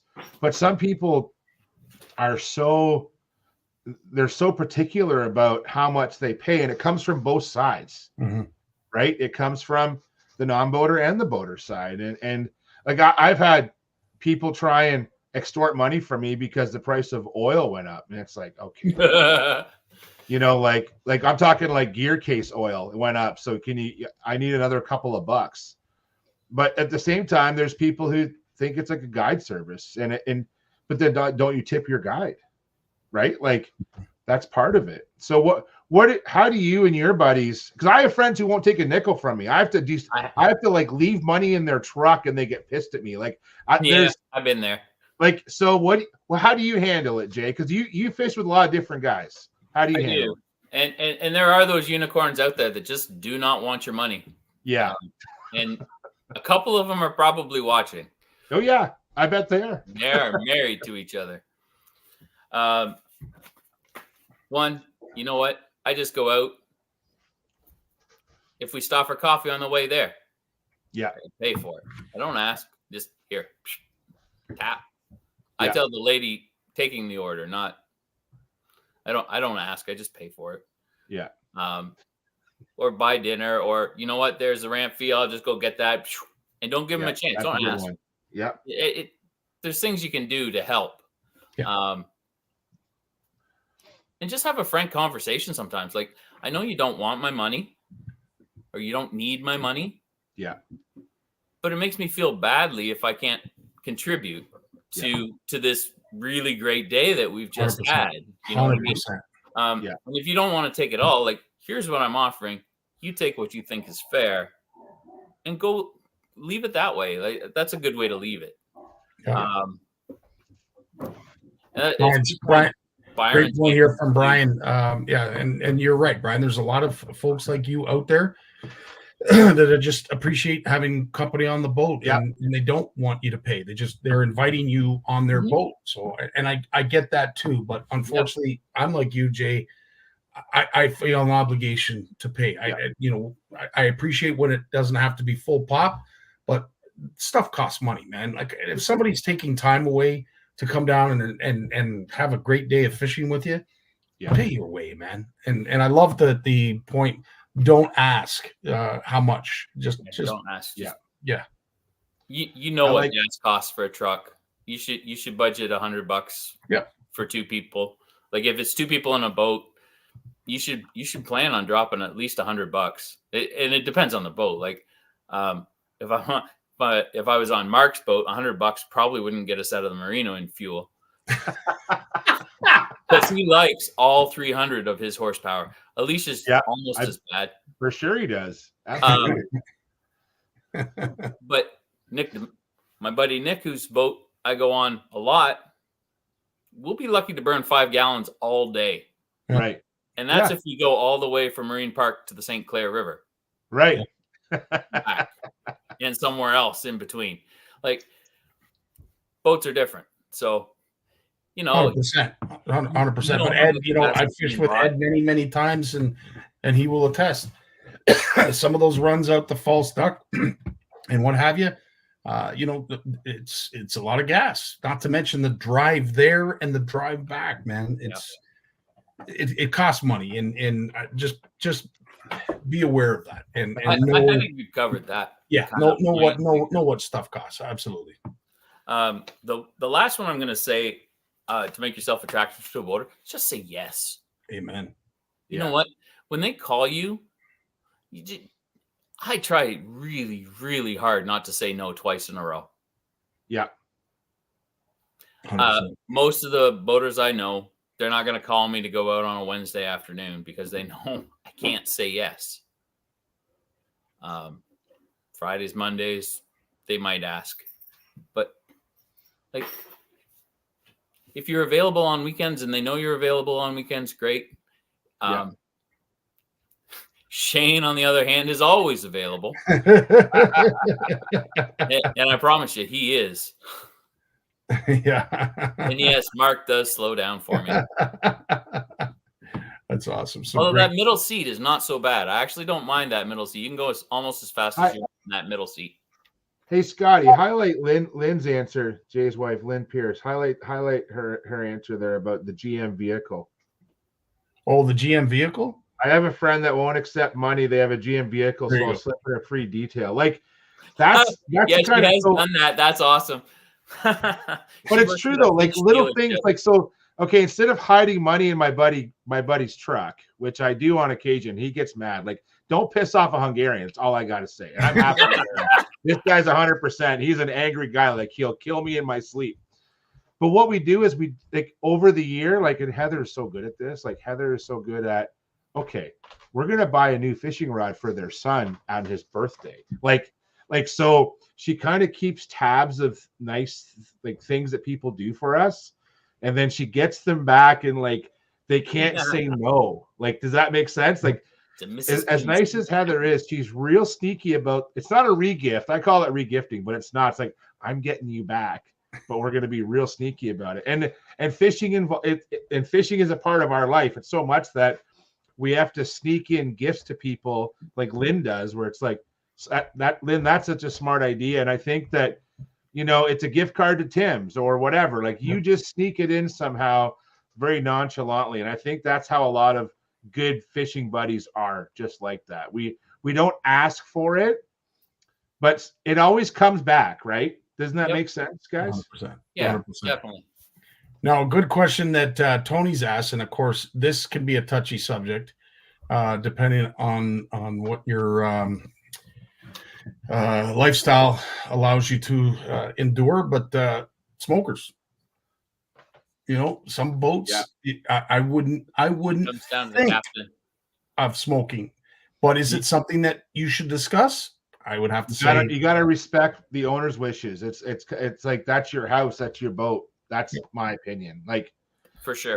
Listen, I'll smoke a cigar once in a while out fishing, especially up at the cottage or something. But it's like, that's up. If whatever the owner wants, they get. That's how I see it, right? Yeah. Jay, you want to weigh in on this as well? Yeah, you know what? I don't smoke, so it's not a problem for me. But yeah, if you want to smoke on someone else's boat, you best ask. Right on. Yeah, that's totally up to them. I'm with Jason on that. If somebody, I like me Mark's smoking on your comment boat, right there. do Discuss not it smoke on their beforehand. Yeah, that's it. 100%. Some of those random draw tournaments and bass clubs, I'd say, other than money, smoking is probably the number 2 issue over the years. Maybe not so much now. I've been doing this for a couple decades, but earlier on, like it causes tension because the guy wants to smoke or girl wants to smoke or whatever, and then all of a sudden it's like they don't want to stop fishing to go to shore, and it's honestly, it used to become heated. Like, not all the time, but once in a while you're like, boy, like, I don't know. Yeah. Not 100%. my thing. Yeah. 100%. Yeah. We'll let you keep going, Jay, because we can go on to point number 2 here. So you figured out how to make yourself attractive to a boater. There's lots of good things to do there. The second thing is you got to stay flexible in your fishing style. You said all boaters are different. I have friends that want to put their trolling motor on 100 and just motor down especially if we're in largemouth fishing or, casting for pike or whatever. They're casting out the front of the boat. So they just want to cover water. They just want to cover water. And at the back of the boat, you have from amidships, which is the center of the line of the boat, back. So if you're trying to fish slow from the back of the boat, while the trolling motor's on 100, you are in for a bad day. Yep. Like you're just going to be frustrated continually. And that was, quite honestly, probably one of the hardest lessons I learned when I first started fishing with other people, was being able to adapt, because I had an idea of what I was supposed to do in my head, but then I couldn't make it happen because I wasn't prepared to fish the way they wanted to fish. I have since rectified that. So, from the back of the boat, I'm throwing a lot of things I can move fast. I have other guys that I fish with that they want to fish every blade of grass on a weed line, which sometimes drives me crazy. Mm-hmm. But I can deal with that too. So you just got to have a nice selection and be able to just adapt to whatever it is that your boater wants to do. Because realistically, your boater is taking you fishing. You are along for the ride. They might ask you for a suggestion if things aren't going particularly well, or if you're really good friends or whatever. They'll say, hey, do you have any ideas? Because what I'm doing ain't working. Then you can pipe up. But other than that, you're kind of like, man, you just take me wherever you want to fish and we'll figure it out. Whether it's sometimes they want to be out in the middle of the lake drifting along in a breeze, dragging a drop shot or a Ned rig or whatever. Sometimes they want to be jigging, vertical jigging. Who knows? You just have to be able to be adaptable. Agreed. No, that's how do you prepare? How do you prepare then? Like you mentioned, you're more prepared now. So obviously you've been out there a few times and like, I don't know, maybe you thought you were going to go drag a Ned rig around and you end up like you're buzzing spinnerbaits around and you're like, I wasn't ready for this today. Right. So how do you prepare for that now? Like, what have you learned and what do you do different to prepare for that? It really boils down to knowing who I'm fishing with. I fish with the same people a lot. Mm-hmm. So I have a pretty good idea what we're going to lay down. The other thing is the way I set up, like if I'm doing a 3-rod deal, and one bag, like this is my bag. I can fish for anything with this bag. Mm-hmm. And 3 rods, jerk bait, crank bait. Hell, I even got a Bessie in there. One of those great big musky baits that I'm dying to use, but I can't yet. There is nothing that I can't fish in that bag right now. There's soft plastics, there's twisters, there's paddle tails, worms, tubes, you name it, Ned rigs. You lose color choice. Color choice is one of those things that you don't really have the luxury of dealing with. But over the years, I fish in the same spots a lot. Same colors almost always work. You have less selection of crankbaits, more generalized. Rods, one set up for finesse, drop shot, Ned rig, whatever. That'll be a 7-foot spinning rod, medium action. Second one will also be a 7-foot medium action spinning rod with a 4,000 series reel and 10-pound braid to a 40-pound leader with a snap, because I can cast that from here till Christmas for cover and water, and a bait caster that I can use either in the weeds or to pull a jerk bait or a spinner bait or one of my favorite lures that we'll get to later. Right on. Great points, Jake.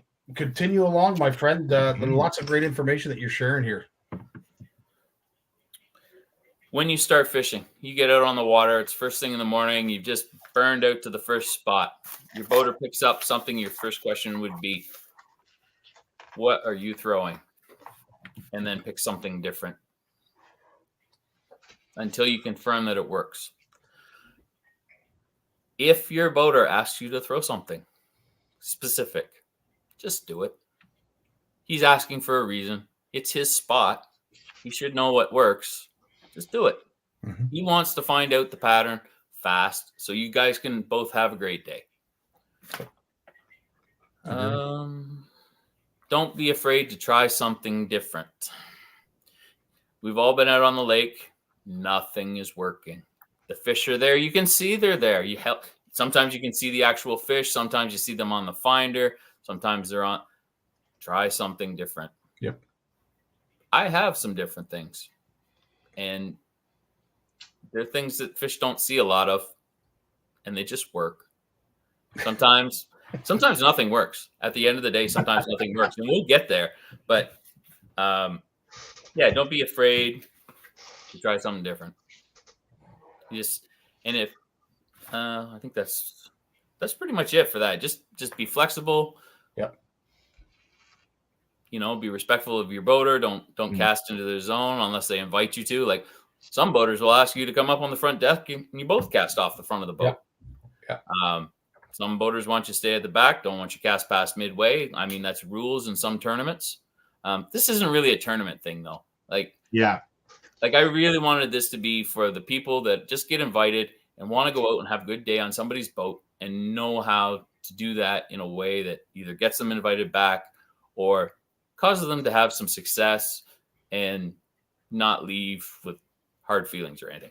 But I still think your point about, so someone's in the front of the boat and they're, if you're, it could be a good friend and you finally got invited to go on their boat and maybe you've never fished together, but you've known this person a long time, you're good friends. And they get out there and let's say you go largemouth fishing, they're going down a weed line and they're throwing a jig. And, I know a lot of people are like, I'm just going to throw a jig too, and it's not meant to be a competition, but I think to get more bites, like what you're saying, you got to do something different. And to the point where when it's limited spots to throw a jig to, or even any bait, I'll throw a creature bait to the same holes that my friend's throwing to, because it's something different. Unless I call it the 3 fish rule. If the guy in the front of the boat or girl in the front of the boat, if they catch one fish on one bait, cool. You got 2 fish on the same bait in close time. I'm like, all right, you got my interest. You caught 3 now, and I'm not doing well. I'm going in your bag and taking one of those things. That's I have 3 fish rule. And so what's that? Sorry, go ahead. No, it's okay. Yeah. Yeah, you just. And that goes for if you're on the back of the boat too. Yeah, for you're sure. crushing them from the back of the boat, you best be opening your yap and letting them know what's going down. So I have to tell this story really quick and this is exactly what happened to me in a qualifier. Remember, I'm fishing against the other people. Okay. This happened in Belleville about 10 years ago. And I was actually there was 160 teams. And I think I was in 100th place after day 1, 2-day tournament. So the next day I went out, instead of bringing 6, 7 rods, I brought 3 rods. I brought my small tackle bag, and the guy that I was fishing against in the boat, he was in 6th place. So I said to him, I said, go wherever you want. You have a chance to do well and make the national team, go wherever you want.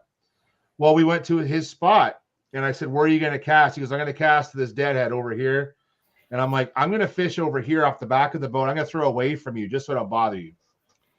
Dude, within an hour, I had my limit and I had over 17 pounds of largemouth. Oh, no. On the 3rd fish, and he only had 1 fish in his well at this point. When I landed the 3rd fish, I said, do you want what I'm using? Here's the bait. He's like, no. On the 4th fish, I go, oh, God, you got to take what I'm using, man.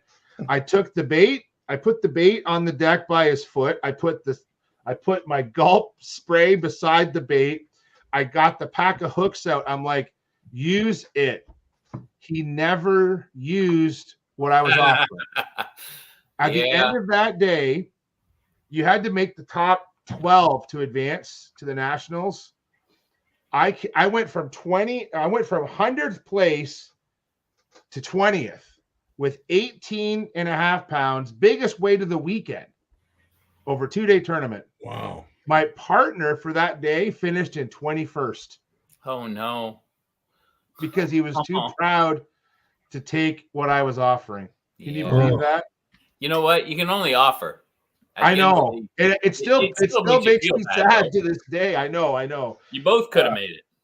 Yeah. That's the thing. If we both could have made it, yeah. But I kind of, it's one of those, it's cliche. I lost that tournament on day 1 because I didn't come with a good bag. I needed another fish on day 1. And I would have made the team easily, but he wouldn't take it. He was so stubborn in his ways. Yeah. Can you believe that? Isn't that something? That is something. Yeah. Wow. I fish with a guy like that sometimes. Yeah. I offer it. Sometimes he picks it up and sometimes he says, yeah, I think I'm going to try something completely different than what you're crushing fish on. Yeah. And that, okay. Yeah. Knock yourself out. Sorry, I jumped on your bullets there, but I had to tell good. that story. Yeah, that kind of jumps ahead to number 3, where if you're crushing it from the back of the boat, be generous. Oh, yeah. Yeah. You know what? And if you are smashing them from the back of the boat, the last thing you need to do is being cocky. The only reason you're catching them from the back of his boat is because he let you on it in the first place. Yep. So you know what? Yeah. Like, I'm all for a little trash talking among friends. My friends on here are well aware of that. Yeah. But at the same time, there's a measure of respect that's just required because they took you fishing. So 100%. don't be too much of a jerk. You got to read the room, as I always tell my teenagers. Absolutely. That's a good way to put the it. Room. We're going to hit number 4 real quick. Yeah. Temper your expectations for the day. Yes. So that you avoid disappointment. I don't know how many times I've gone out fishing with people and they're like, oh, we're just going to crush them. We're going to catch all the fish, everyone in the lake. And rah, rah, rah. We're going to catch 42 pounds of bass in 5 fish. And they catch 3 pounds of fish and there's 2 of them. And they're sad. They've just spent that whole day, all that money, all that time, all that investment in gear and all that stuff. And they're just like, well, this sucks. I only caught 2 fish all day. Well, 1, you were on a boat all day fishing. Check. Yeah. Right? It's not a bad day. It was a tough day. Maybe it was a frustrating day, but that's fishing, man. If it was easy, it wouldn't be near as much fun. Not all the time. Like, everybody wants to have that day where it's just epic. And I've had those days and they are fabulous, but they are fabulous, more fabulous. Yeah. When they come spaced apart. 100%. And I have to, I'll go one step further, and I can use Big Jim as part of the, as part of this example that I'm going to share. But at the end of the day, true, you sometimes have to be cognizant of the expectations that your boater or your friend who's invited you has as well. Like, at the end of the day, they want you to catch fish because they want you to have fun. For sure. Maybe every once in a while, reassure them that it's not that important. Like, Jay, you've caught fish. Jay, Pearce, you've caught a ton of fish. At the end of the day, just as you said, being out on the water, just maybe every once in a while, reassure your boater, your friend, whatever, that you're good. Like, everything's good. Yeah. What was the last one here? I lost my page here.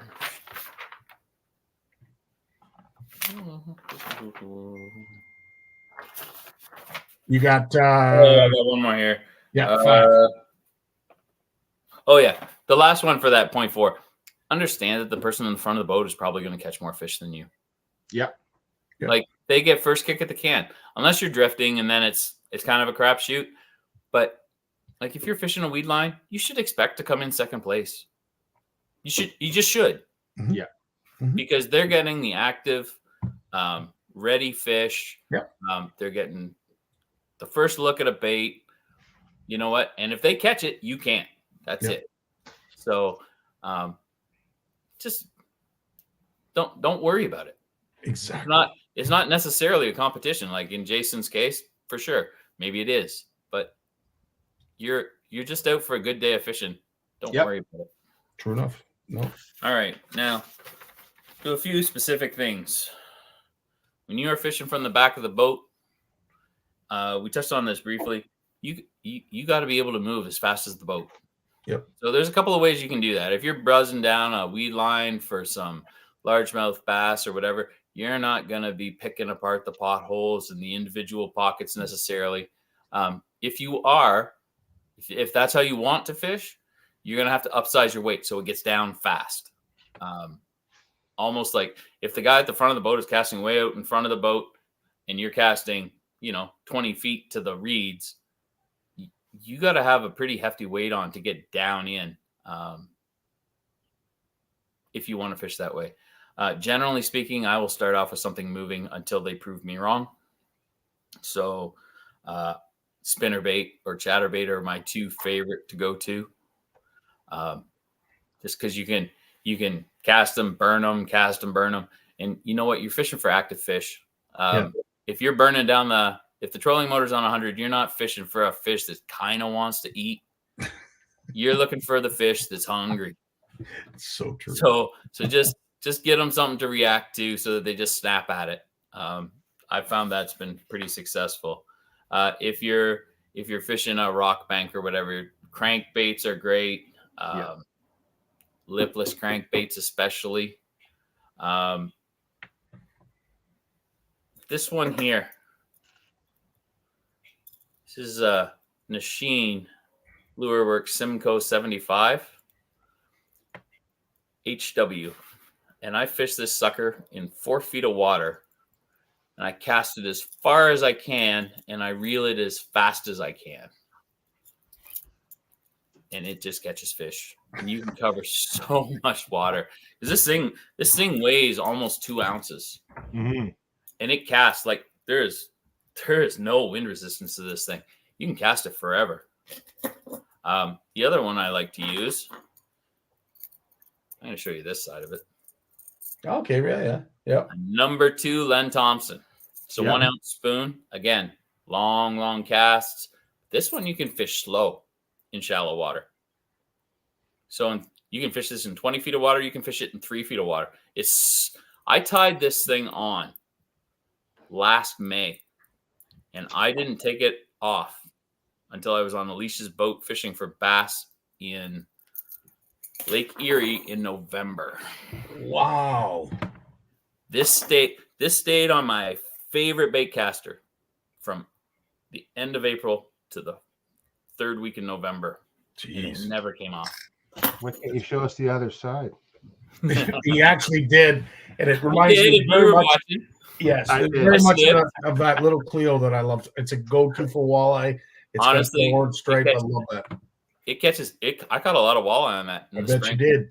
Yeah, I bet you did. I'll show you this one. This is a Canadian company, actually made in Ontario. Blackfly Lures. Blackfly Lures. Yeah. Absolutely. These guys are 3 for $18. And they just work. And the one thing I really like about them is they've got this.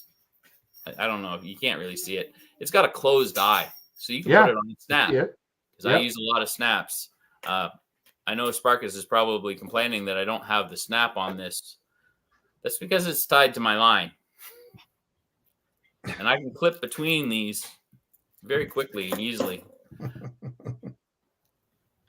When you're out, jerkbait is another one I like.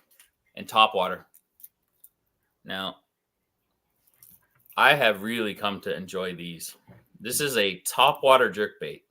Mm-hmm. I can fish this in less than a foot of water in the river. Or I can fish it out on the flats in Lake St. Clair, and the fish just hammer it. It's a Nasheen Erie 115 TW. It casts long.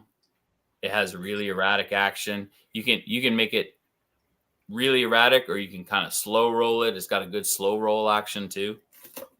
It's just a good way to cover water. And if you have fish that are maybe a little off, it'll wake them up.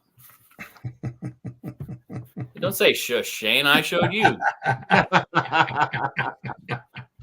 Isn't it funny how fishing buddies will do that? You show them something, and then they're like telling you later to not talk about it.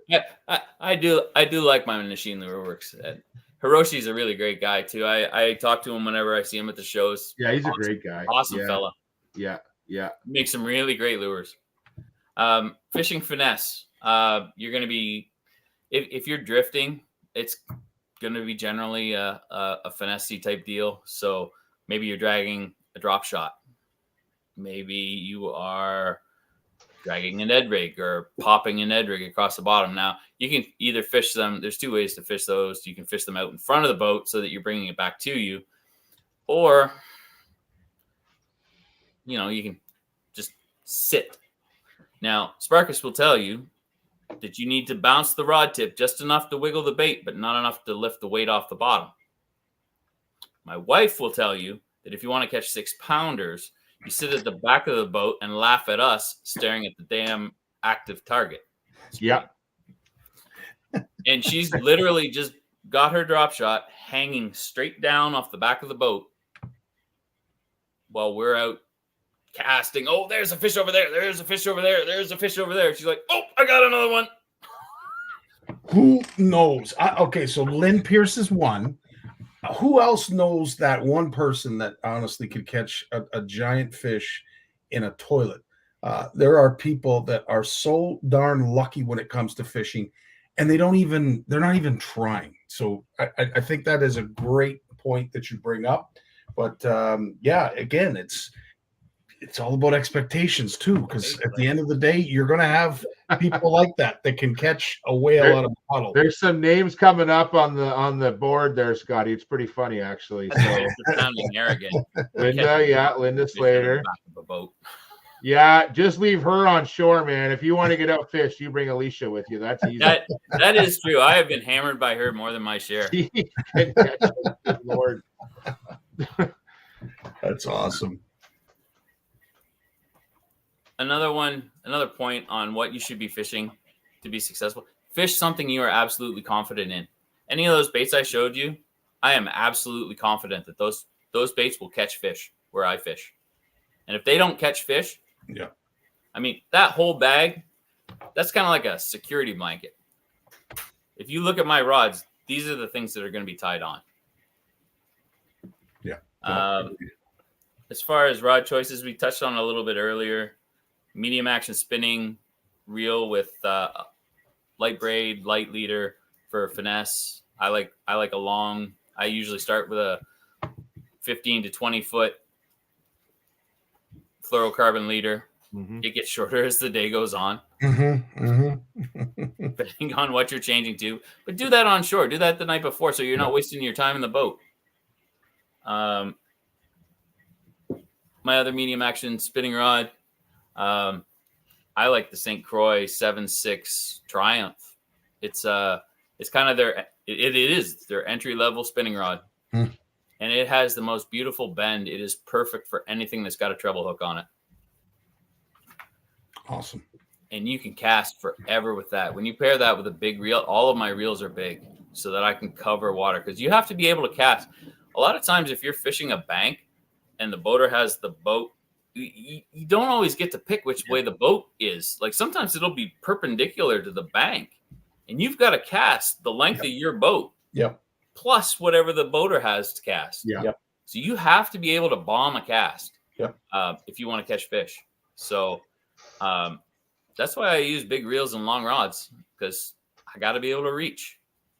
You know what's great now is that nowadays the reel technology has gone so far that, you know, the big reels now, like all the reels I use are 3,000 and up. Yeah. Like I have a few small ones for ice fishing, but for my open water or river fishing, doesn't matter, river, bass, whatever. Like the smallest reels we got are 3,000, and we got some 35s and some 40s in there too. Like they're so light now that you can balance, and all of our rods have gotten longer. Everyone I know, like myself included, like this rod here, that's a 610 Fenwick World Class medium light. I don't use that for bass fishing anymore. It's too short. I use it for trout fishing, because all my bass rods now and walleye rods, they're all like 7 feet, 7'1", 7'4", 7'6". And then so those bigger reels balance it out nicely, right? To be honest, like you get those once your rod's over 7 feet, you need it. For most brands, you need a 3,000 reel to balance it nicely, right? 100%. And that's so important. So now you got more casting distance, and typically the larger reels also have a better drag as well. Yes, they do. Yeah. So I would almost go so far as to say, Jay, that the 7.6 has become the 6.6 of 20 years ago. Like a 6.6 rod was a fairly long rod, but to your point, I don't know anybody really that's buying rods that are under 7 feet. No, I agree. There is one at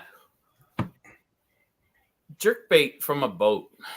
I would like a shorter. I would agree. Rod. 7.2.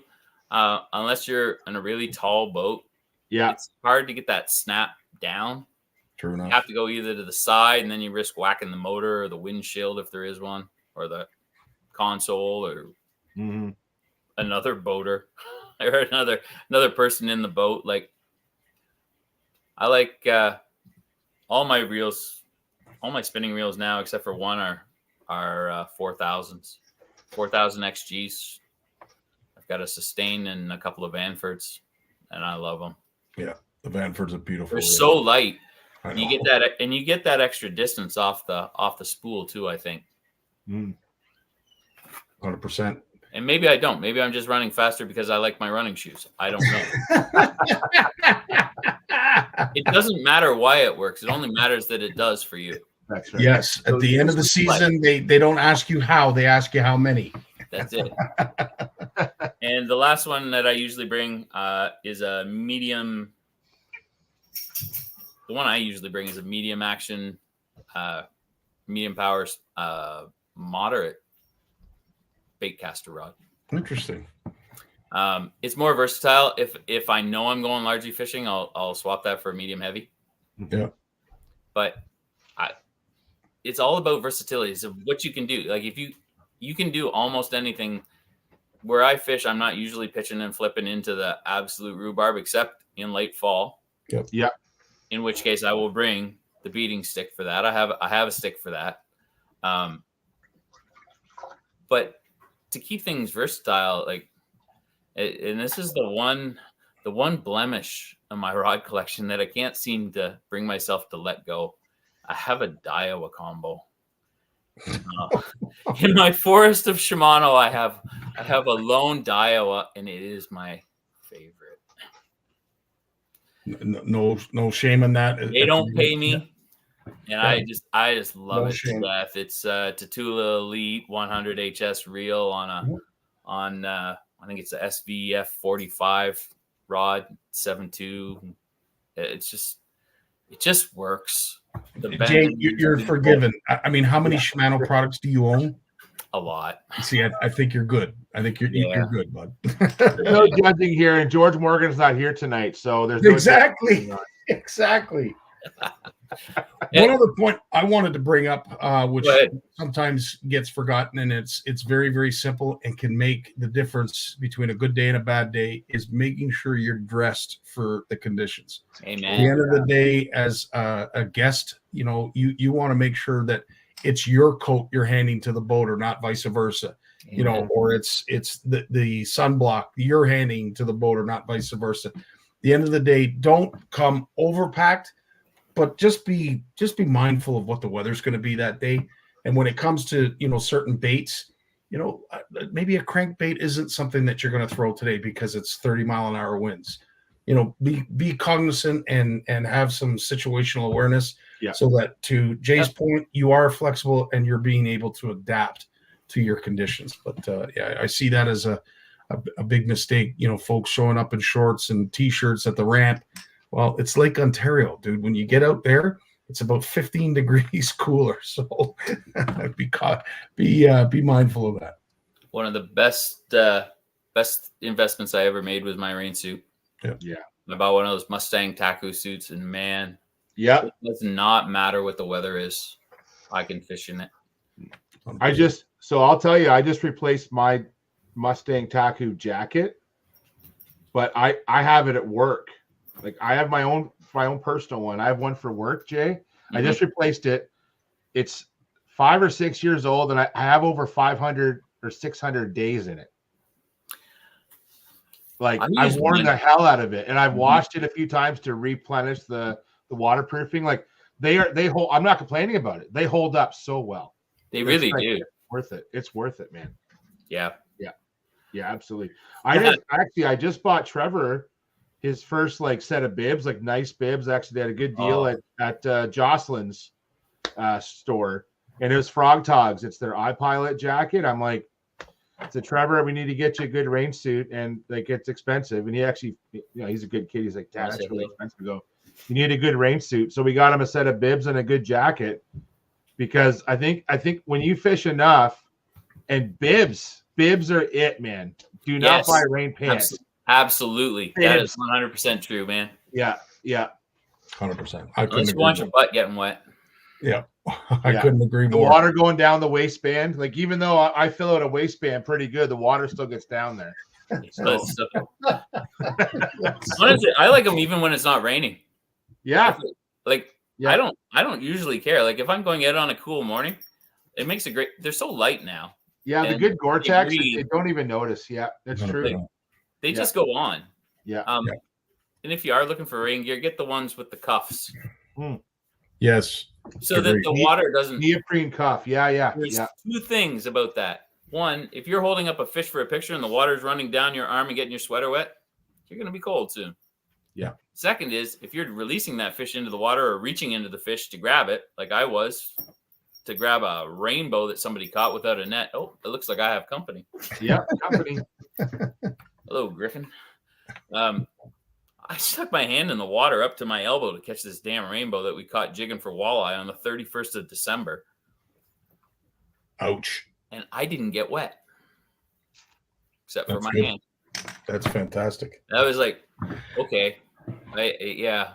These are a pain in the ass to get off sometimes. But it's worth it. Yeah. So. Speaking of what's worth it, this entire segment, Jay, I can't thank you enough for putting this all together as you did. I think we've done Leaf fans a huge favor by keeping them away from the set for as long as we have. So everybody should be happy. I don't even want to know the score. I don't want to know what's going on. And Leafs aren't on tonight. They're tomorrow night. Don't worry. Oh, is it tomorrow night? They even tomorrow, play yeah. Oh, they don't play.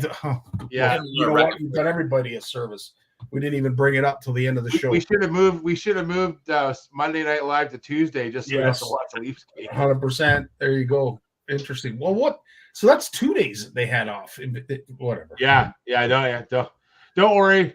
I said to my physiotherapist today, I went to see them before I came online, and I'm like, Joe, we don't have to worry about the Leafs much longer. And I'm a Leafs fan, but after what I saw Saturday, just time to go fishing. That's all I say. Hey, friggin' men. Well, listen, you two, thanks so much for doing this. And as always, Jay, thanks for coming every Monday and spending some time with us. Truly appreciate your time. And Mr. Jay Pearce, we'll have to have you on again to talk about another segment that I'm sure you're going to think about very soon, because the thought that you put into this one, dude, I can't wait to see what you're going to come up with next. All right. You've got to come talk about catfishing. Yeah. I did throw that up there.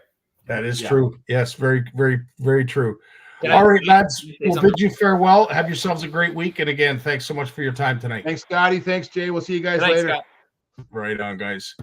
There it is, another show in the books. We went a little long tonight. I thought I was doing us all a favor by keeping us away from the Leaf game, but as I just found out, it's not till tomorrow. It is what it is. Thanks for coming by tonight. I hope you learned a few things. Hope it was entertaining. We're trying to do our best to make sure that you anglers have somewhere to go here in Canada to get engaged, to get informed, and just to get entertained. Needless to say, we do our very best. And if you have any ideas, we're all ears. We'd love to hear what you folks have to suggest on upcoming topics and upcoming segments. We were going to get Jim. He's had a very, very long day, so it was nice to see him bid farewell from the lobby. I know he's going to get rested up, so thanks, Jim, for at least trying, but he's been gone all day on the road. So, again, I wasn't expecting to see him tonight, but it was nice to see him show up in the lobby, but we were thinking of you, Jim. On that note, I want everybody to have yourselves a great week. Get ready for a fantastic weekend of fishing. I can't imagine that the weather's going to be a repeat of this past weekend with all the rain and what have you. I'm hoping that it's going to be a nice one for all of us so that we can get out there and catch a few whales of our own. On that note, take care. All the best. Love you all. Cheers. Have yourselves a great week. Well, as much as I hate to admit it, I guess we've run out of time. So I've enjoyed it, but I'm going to do something I haven't done since season 1. Turn out the lights, the party's over. They say that all good things must end.